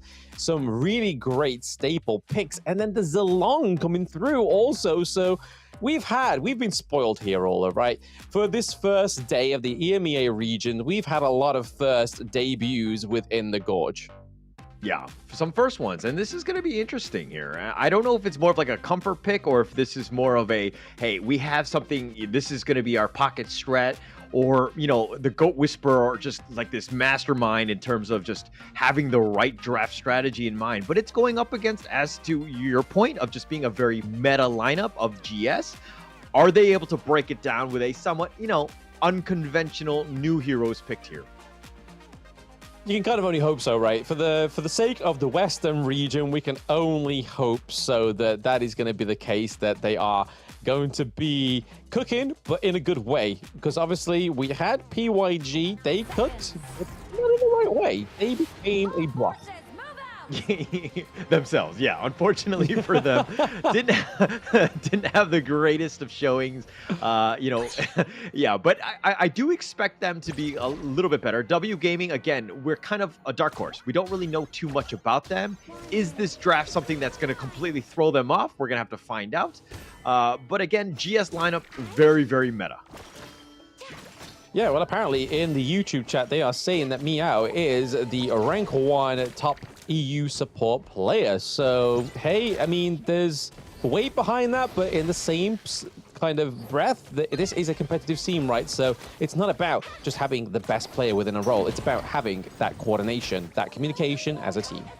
Yeah, it's going to definitely matter. I mean, you know, again, you could be the best player in the world, but just, you know, if you have 4 bots that are following you, you're not going to have the greatest of time. Not to say that the W Gaming players are bots, but it's definitely something where they need to stick together, right? They needed those reps to kind of be like, well, coordinated, understanding when to go, or, you know, when to take objectives. All that is super important going into this one. Yeah, I mean, Durenji down here in the bot lane may be looking to be taken out. The Goat Whisperer has been whispered. He's going to be able to escape. No, it is Reaper 7 with the first blood. So Goat Whisperer getting completely run down there as a 3v1. How did the side of W Gaming let that slip? And it looks like it's not going to end there. Mio is looking to be taken down as well onto Reaper, which is scary because this Hue-1 is only going to get stronger. Yeah, Goat Whisperer was all by himself, just whispering to the goats, apparently, but nobody really to kind of back him up. He got ambushed on that one. GS making great rotations, and they're kind of converting on all of these things. Yeah, we got Dope, we got Cloffies, and we have Vix as well, all into the clash lane. Honestly, I thought Vero was going to die there, but he's able to escape thanks to the rotations of the side of GS team. Yeah, and Clouthies goes down to the tower. He actually attracted a lot of attention. Reaper 7 was chasing him down, but the tower did get him in the end, so I guess that's a bit of a win. But, you know, even in this top lane right now, Vix so low. This is a huge one. And then, yeah, they're being pressured throughout. This is really risky, right? I mean, you've just uncovered 2 of the side of W Gaming. They are looking very low, and then they're just kind of teleporting just under the T1. I mean, that's a Byron. Fortunately for them, they don't have the flash on cooldown, right? And there we see that the Lee Sin selfishly got taken down by the T2 in the mid lane, so it did deny the kill. We do see there's a long coming through here, but there's a lot of CC coming from the Lady Chen as well. Kakarot doing bits for the side of GS team. So Shiro as well, doing a lot of damage, just basically making sure that the side of W Gaming are going to be low before the Hue 1 goes in. And the same with the Byron going into the backline. Dope almost getting caught out. We have to get this along out of there. He is pretty low for the side of W Gaming, looking to pick up a Azure Golem. Yeah, Dope. Unfortunately, he had to back off, realizing that he couldn't really fight that one. But he gets away. He survives. Small win, but he gives up the blue buff. And GS right now just affronting on every single, you know, all the lanes in the enemy jungle, just making it very difficult for W Gaming to get anything going. This is one of those moments where game 1, you kind of want to start strong, and W Gaming been on the back foot since the first minute. I think the only thing that W Gaming can kind of come back from here is making sure they kind of take advantage of the lack of macro, but Dope almost getting caught out here. We see that Clothies comes in. Clothies is attacking the minion rather than attacking the Byron, which kind of made no sense there, but okay. I'm not the gamer, I'm the caster. All I am seeing is what my eyes decide to tell me, but right now that wasn't the best call, and they get the neutral objective on the side of GS team. It's not looking too hot for W Gaming. Yeah, he was hitting the River Sprite, unfortunately, and not hitting the player. And I think that's a little frustrating for Clothies at that point, because it's just like, hey, you got to help me out. You got to do as much damage. Maybe you clear him out. But Clothies, he dies yet again in the top lane. Tough out. Hey, maybe the little minion, the River minion, was going to be the most the most deadliness to the side of W Gaming. But we're seeing here that GS team are able to take that T1 into the farm lane. So what I've already sort of said about them having the lack of the macro, they're kind of making up for it. They're getting the objectives, they've had the neutrals, they've got the first turret, and they had the first kill as well. So W Gaming looking a little bit lost out of water. Yeah, tough situation. Higu right now with that amazing Fever Barrage in that bottom lane, gets a kill or so. And, you know, they just taking it out. They've invaded the enemy jungle, they forced them out, and Higu, I mean, look at how far they're going. Yes, so we finally get a kill on side of W Gaming, but I don't think that's going to be quite enough to fight the Hue 1 going untargetable thanks to the unending sorrow, which is going to lead into Higu getting that backline kill onto the Angela. Already a team wipe at 5 minutes in, Hauler. This is not looking too hot for W Gaming. Okay, but they, you know, W Gaming got 1 kill, you know, baby steps. Kakarot is down for the count. I mean, you got something. You got to get something to get yourself into this one, especially since you're down 8K. But Higu, my God, this guy's started to pop off. All of his, his Resplendent Revolvers have been on point. They're just like auto aim on that. Look at how he's targeting. Okay, so the cleanse him. That's my bad. That's my bad. I complimented him. You jinxed him, Holly. You jinxed him. His cleanse was on cooldown. He had nowhere to go, unfortunately. But like you were saying, yeah, Higu on this Marco Polo, his Resplendent Revolvers have been fantastic. They're always hitting. They're always procting that passive to get that true damage through. That's my fault. I should not have complimented him. I said it out loud. I verbalized it. I put it out there. And of course, you know, the honor of King's Gods will shut him down. And he did pay, but it's still net worth wise. He's still in the lead. So, you know, Higu still playing well, just with that death.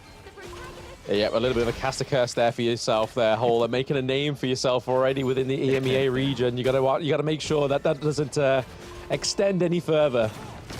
All right, I'm actually trying to help out W Gaming. That's all I'm just trying to say. You're trying to. The thought's there, but what is not there is the kills that are being taken up from W Gaming. We're currently seeing a 2-0 trade right now for GS team. The Lee Sin pick, the Zilong pick are just not following through the way that the Western Europe team wanted to, and they are taking trades and blows. That is a 4-0 trade to GS team. They are now up 8k gold. They're going into the T2 in the mid lane.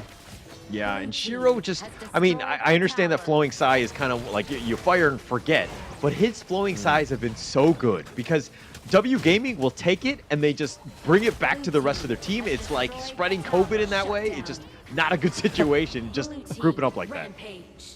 Yeah, we want to be spreading resources, not the vid. Spread resources, not the vid. But hey, there's some blows of trading going here onto the side of W Gaming. Is this going to be the second win that they need? But we do get the knockup from the Hue1. We do see the splendid revolvers coming through for Marco Polo as well. Hue1 picking up a kill onto the Renji into the back line. We only have 2 members of W Gaming alive. Vanguards are at the higher ground turret. Yeah, and Higu really just outsmarting, like he had the mobility to kind of dodge the Blazing Brilliance, and he ended up getting the pick off onto Vix. Higu playing very, very well. You know, 6-1 and 6 thus far, and he's just been on point. Yeah, he's just floating around in the map. He's happy as Larry, right? He's getting the resources, he's getting the gold up, he's even getting his life back in the process, right? So there we go. They have to give some kills over to W Gaming. It is the Zilong picking up the kill onto Shiro, which could be deadly going into this next fight here. They don't have the Lady Chen, they don't have the Destructive Deluge to kind of deter them away, but they do have the Hue1 with the Unending Sorrow. A little bit of engage. They're trying to force them back. We see Vix into the backline there. The Blazing Brilliance isn't going to come through in time, but the Burning Cinders is. Yeah, and GS right now realizing how strong. Oh, the Fever Barrage. Fever Barrage come through, gets the kill onto the Renji. Vix goes down as well. That is a double kill onto Meow going down. Triple kill onto Zilong as well. Higu is not taking any prisoners. They are at the higher ground turrets right now for GS team as they take down the high ground turret in the mid lane. MENA looking very strong right now in this best of 3. Very strong, and it's again just Higu understanding the limits, just forcing it out. I mean, deleted, right?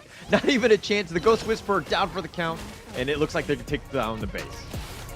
Absolutely. I mean, what is the reputation of being the GOAT Whisperer and the top EU support really doing for the side of W Gaming when you've got a team with great experience? They've probably played together for a much longer time, and it's really showing it here for GS team. They are looking like night and day right now, and I hate to say that when I'm from Western European, I want that to be the team to win, but it looks like GS team are just taking it though.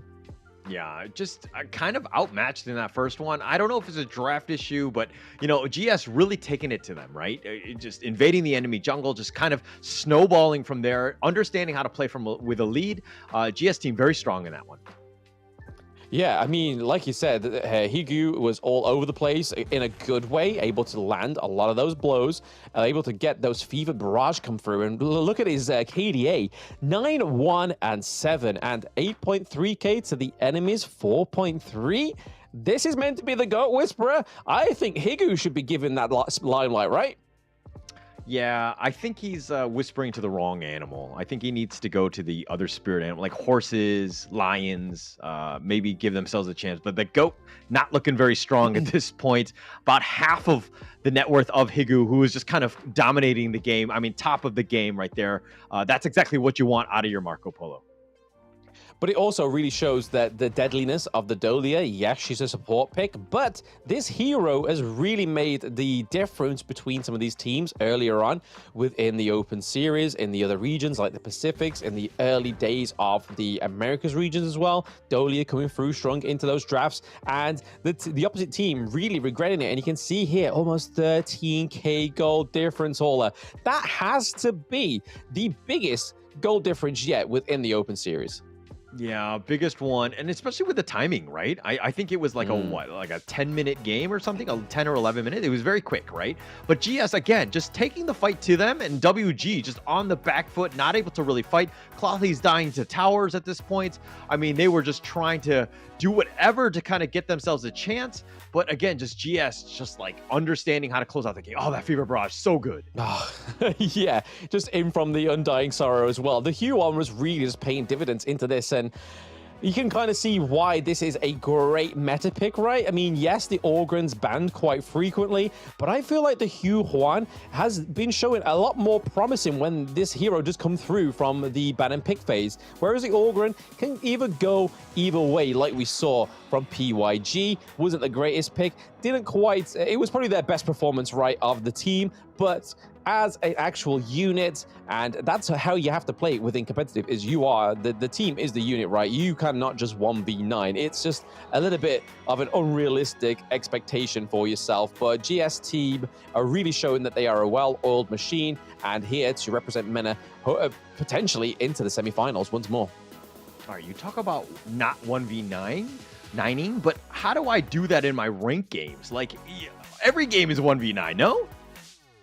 Hey, every game's 1v9, but hey, they are not paid to be here. They are not playing and scrimming every day against some of the best teams in the world. So you can have that, Hawley. You can 1v9. You can be on the next team, but you may not be MVP like Higu right now. Yeah, I feel like, you know, the enemy team, Marco Polos are always like Higu, right? 9-1 and 7, totally popping off. And then the Marco Polos on my team are like Kin, right? It's a totally different situation. Going execute, right? Going execute. Boom, for their common skill. If Kin's watching that back, he'll be fuming, but hey, it's all a bit of fun, all a bit of banter. But hey, before we get into that next game too, we are going to go for a short break, guys. So please don't go anywhere. Chat, stay strong, stay hoping for the Western European region, but GS team looking like the favorites so far, so see you soon.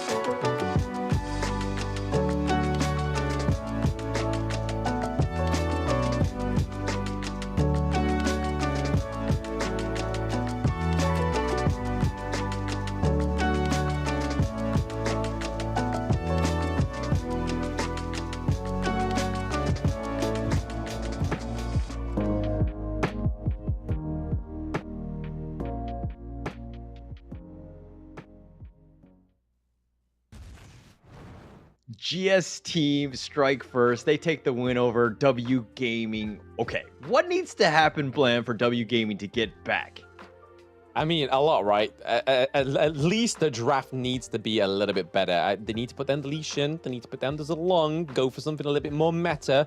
Just like we saw PYG, right? In their second game, they finally went back to basics, back to normal. And there's a reason why that is basic, normal, and meta. Is because it works. There's a lot of different avenues of why it works, whether it be a tanky front line, whether it be a more solid farm lane. The Renji in that actual team comp didn't work that well, right? Didn't get the time to shine. And when you've got a fastly aggressive rotation from the Hugh Huan, you've got to try and make sure that you get that early game gold as soon as possible, because once she's level 4, she's not going to be in the mid lane for too long, right? She's going to just be in your lane, in your jungle, just all up in you, just trying to stop that growth of the Dorenji. And that's unfortunately what happened for W Gaming.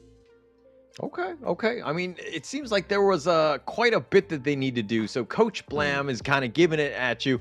W Gaming, if you're tuning in, this is what you want to do. Make sure that you do kind of give a shout out to Blam MOBA, of course, as he's going to help you out. He's going to coach you up and help you get in and qualify for these finals, correct?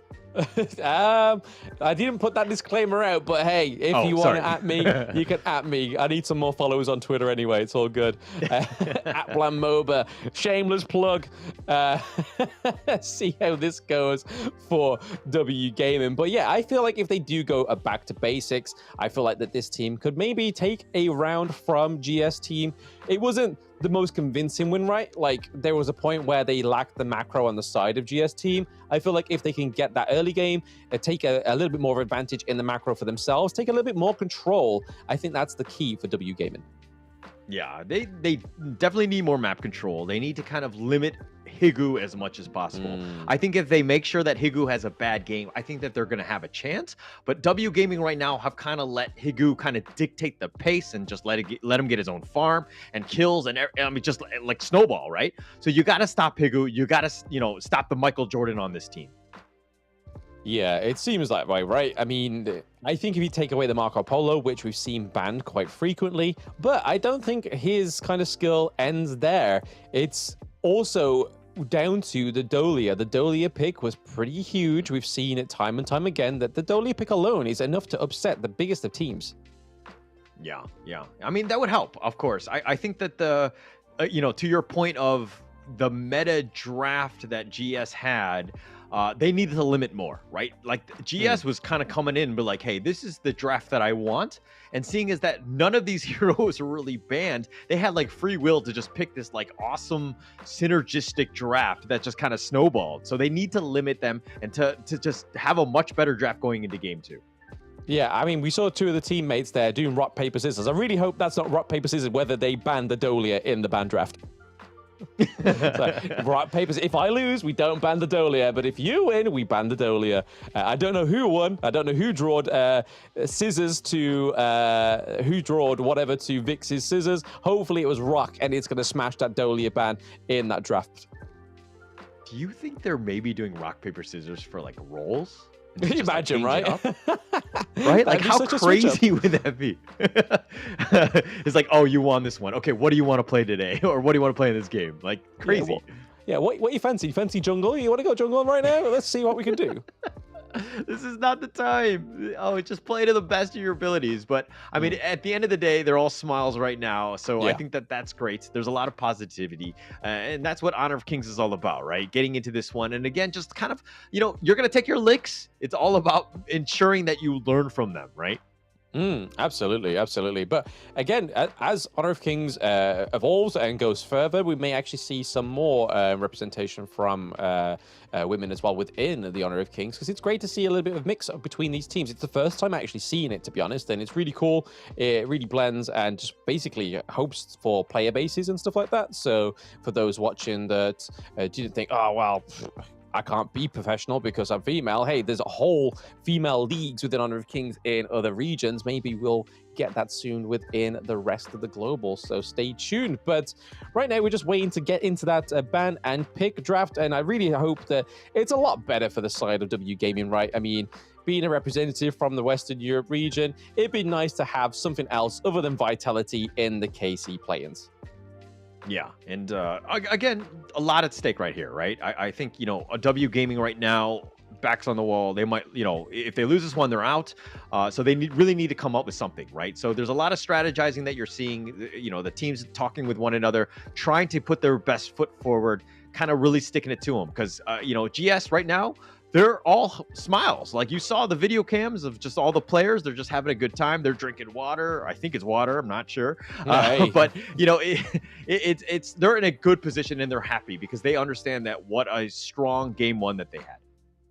I mean, depending on those auto attacks onto the River Sprite, right? I mean, that water could be something a little bit stronger, but we won't disclaim that if the players don't tell. So, hey, that's like you said, lots of smiles. There's got to be a reason. It's either happy water or they're just absolutely buzzing and vibing in the studio where they are in Abu Dhabi. Because, I mean, these teams get to go to Abu Dhabi, they get to face off, they get to meet some potential like connections within the Honor of Kings global scene, right? Which is a huge thing for what I like about the Open Series is that they get to meet new friends, they get to make new connections, and that only going to build and build and build as they keep going for this, because the Open Series is not just for partner teams, it's for those teams that put in the work and win that first round of 16 in those in-game client games. So it shows that they're worth their salt, right? But let's see if this ban and draft is worth their salt as well. Zhangfei being the prio ban as well as the Kaiser. Is this something that GS team know about W Gaming that we don't know, Paula? Yeah, I'm thinking so. I'm pretty sure they did a little research on this one because that seems very targeted going in, especially as a first, you know, phase ban. You know, you're prioritizing that quite a bit. I mean, if you're looking at the W Gaming side, the Ogren and Dahlia, very meta picks. That makes a lot of sense, right? But the GS team, they're going to first pick Lung. We've seen this time and time again. Very meta. This seems to be a strong hero, especially with GS, right? Yeah, Higu on that Lung is going to be scary, right? But what he doesn't have is that one pick that I said that they needed to get rid of, and it is that Dahlia. So whoever won in the rock, paper, scissors, if that was the case of that ban pick, thank you for winning. But we get the Yukio Tachirban coming in again. So some more cooking. We got it from one of the winning teams. I believe it was next Ruya who picked up the Yukio, wasn't it, in one of their games, and that worked quite well for them. Yeah, they did well with that one. But, you know, the Cayenne, you know, first picking for them from W Gaming, that might be more of a comfort pick more than anything else. But, ooh, the Elaine and the Shangguan. Yeah, Shangguan coming through. Once again, we saw Shangguan in the last match for Axe MENA. So that's 2 series in a row. We get the Shangguan come through. So a lot of burst already on the side for GS team. So all they really now need to do is have a solid front line, right? But the likes of the Zhangfei being taken up, the likes of the Kaiser as well. So we might be seeing maybe a Liam Po come through or even the Dune. That makes a lot of sense, actually. Yeah. Just to kind of add in, you need a frontliner kind of to go in with Yukio. You have a lot of sustain in the Cayenne already. So my only concern right now is that GS, they have the Shangguan with the finishing stroke, untargetable, you know, and you can kind of get out of jail for free. And then you have the Lung Infinite Vastness. You have another one, right? So these are things that you probably need some sort of lockdown or some sort of burst to deal with them. W Gaming right now doesn't have the greatest amount of burst or control, which kind of worries me. Yeah, I mean, they've got the deny of access for the Lady Jen. We know that Lady Jen can do the damage, but they definitely need the right team comp. Yukio Tachiyaban is probably not the best thing to be kind of implementing into the Lady Jen because it's one of those Lone Ranger picks, right? You trying to get in, trying to close those kills. He can backflip, he can forward flip. They don't ban out on the 5th. So again, Huan is still available for the side of GS team. Not too sure what happened there, but there was a no ban for the first time within the Open Series. Okay, I think W Gaming is like, we don't even need to ban a hero here. We're just gonna give them. We're so confident. We got this one. I mean, to be honest, we don't know. But I assume it's something like that. But again, not banning something kind of shaky at this point in the second phase. Yeah, absolutely. I mean, they ban out the Charlotte. They go for the Liu Bei. Okay, we'll see how that goes. So is it going to be Yukio Tachiyaban into the Clash lane? More than likely. I can't imagine it's going to be Liu Bei into the farm lane, right? Yeah, I don't think so. I think it's going to probably be Clash again if they really wanted to. But I think that, you know, Look, I don't like the pick here. I would be, lying if I said that I liked it. I do think it's more of a comfort pick, but it's definitely throwing GS in a loop because they're like, oh, what do we do now? They picked it? They didn't ban it? Like, what's going on? Yeah, no, it's a bit weird, right? I mean, they could have banned out the Huan. This could have stopped this whole lineup from GS team. But hey, maybe these are the true comfort picks for the side of W Gaming. They'd probably be saying, hey, we don't need that fourth ban. We can basically just do with what we've got right now. We were messing around in game one. Let's see. Now that we have our comfort picks, I mean, the Taiyan has not changed, so clearly that is a comfort pick for Meow. But we have the Consort U, so it is going to be the Liu Bei into the jungle. We have in the Consort U into the farm lane. So interestingly enough, we have the long range, we have the physical immunity as well. So let's see if they're able to outpoke the Lung. Yeah, I mean, the Consort U, I'm not a huge fan of it going into this one. I mean, it deals with the shields and whatnot from the Elaine that could potentially be there, but I just don't really see it rounding off that draft. I think that this is going to be a tough game for W Gaming going into game 2. Yeah, nobody is going to find out until we get onto the Gorge, because we saw in game 1 that GS team was a well-oiled machine. This time around, they still may able to lock in the Huan, so keeping it a little bit more of the same old song and dance, which, hey, is a great pick to basically dictate that tempo, and that's really what you need in this game, right? W Gaming needs to kind of get that tempo for themselves, get control for themselves. It is a 4-man dive into the mid lane, going in onto the Sunbin, missing out shots already. Not quite the 4-man dive that you really expected there from supposedly EU's best team. Yeah, there was really no catch. That was I mean, you miss all the shots you don't take kind of thing, but this was not a good shot to take. Now that they're behind in all lanes, tough situation for them. They tried to go for broke and tried to get that first blood, but Kakarot just playing the positioning game quite well, realizing that something was kind of a little shady. Yeah, interestingly enough though, it looks like that Dope is into the jungle as Yukio Tachiyaban. It's actually going to be the Liu Bei into the Clash lane. So interestingly enough, we're going to have a range in the Clash lane. Let's see how this works out for W Gaming. Not quite working out just as well as they thought it would so far, but Consort U missing that snipe could have been huge. Yeah, could have been huge. They're all a bit low right here, but GS just kept backing off. Again, this is their MO. This is what they did in game 1. They invaded. They tried to contest for that blue. So again, just very similar playstyle. They were like, hey, it ain't broke. Why fix it? Absolutely. I mean, hey, like I said, let's see if they can actually perform anything with this new team comp that they've gone for this time around. And with no confident 4th ban, we see a lot of damage going onto the Taiyan and also driving away Vix in the mid lane. But Liu Bei is pretty much stalking quite close by. He's not playing much into the Clash lane because I feel like if he 1v1s against the lane, it's going to be a bit of a struggle for him, right? Because he's only got 1 dash away.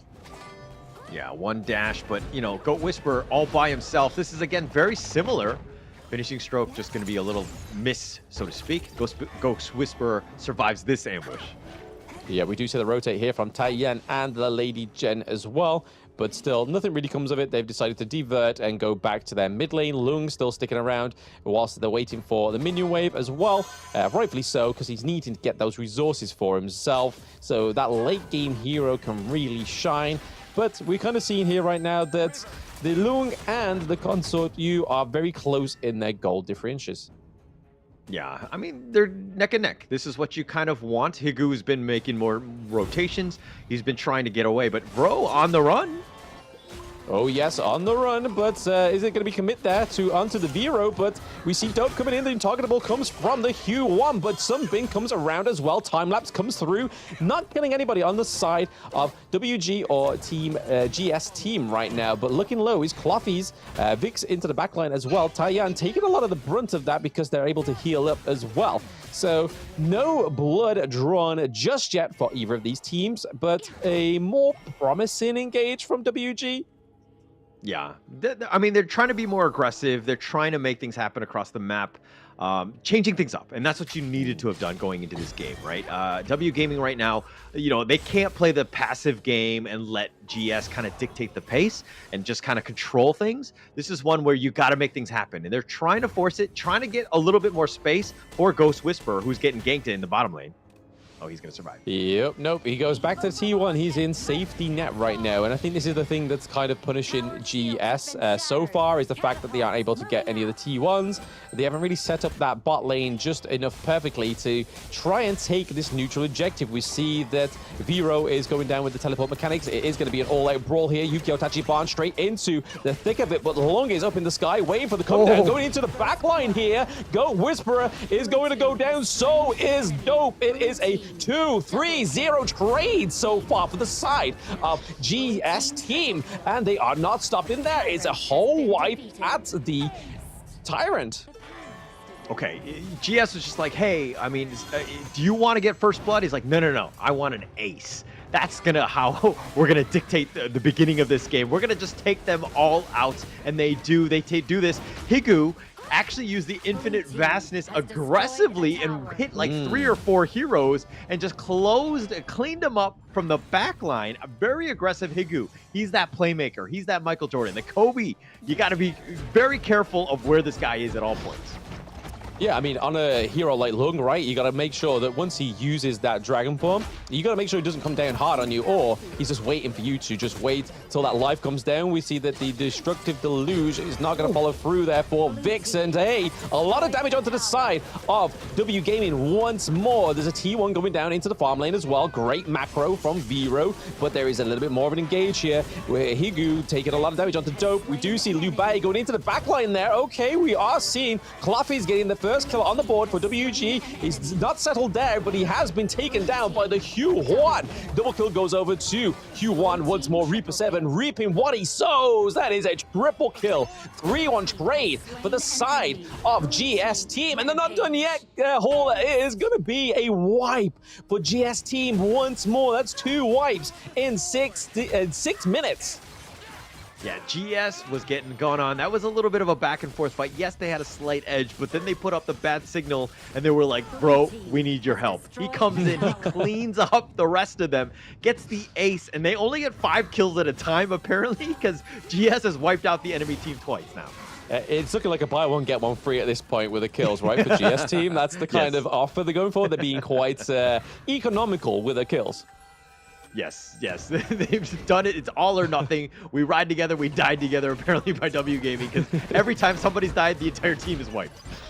Yep, CC Music comes through for the Liu Bei, but it gets taken down by Shangguan once more. This is not looking good for the side of W Gaming. We really hoped that this game too would have been a little bit more of a true story for them, a little bit of a miscommunication in game 1, right? But there we go. We see both Lung and Elaine going into the back lane again. Another ace for the side of GS team. They are really not taking any of these team fights without taking out the rest of the team. Okay, I don't know if I've seen 3 aces back to back to back like this. So that's pretty crazy that they've done that. But Higu, not scared, going to infinite fastness, diving the T3 tower at 7 minutes. Crazy. And another one.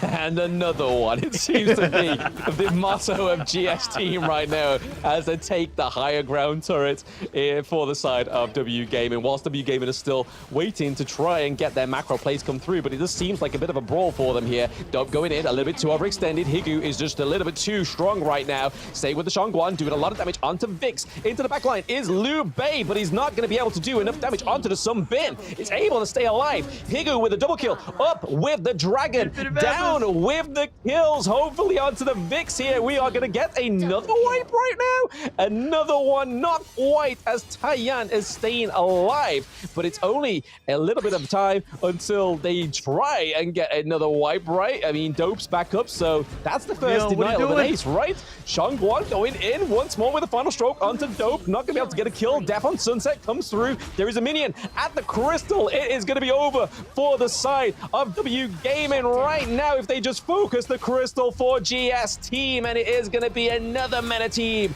going into the semifinals tomorrow. Well played, guys. So many aces. Well played.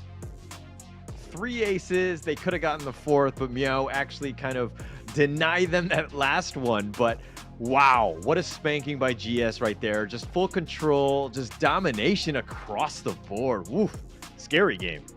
Yes, I mean, some of the players' reactions was the same as mine when we saw those multiple aces coming through. It's kind of like a, oh, we got to brace ourselves for this one. We got to try and come back from that one. But unfortunately for W Gaming, there was no comeback. And GS team really rocked it in that best of 3, right? Honestly, a team that we didn't know nothing about. Honestly, when they going against up against Axe MENA tomorrow, I think that's going to be a really good match to watch.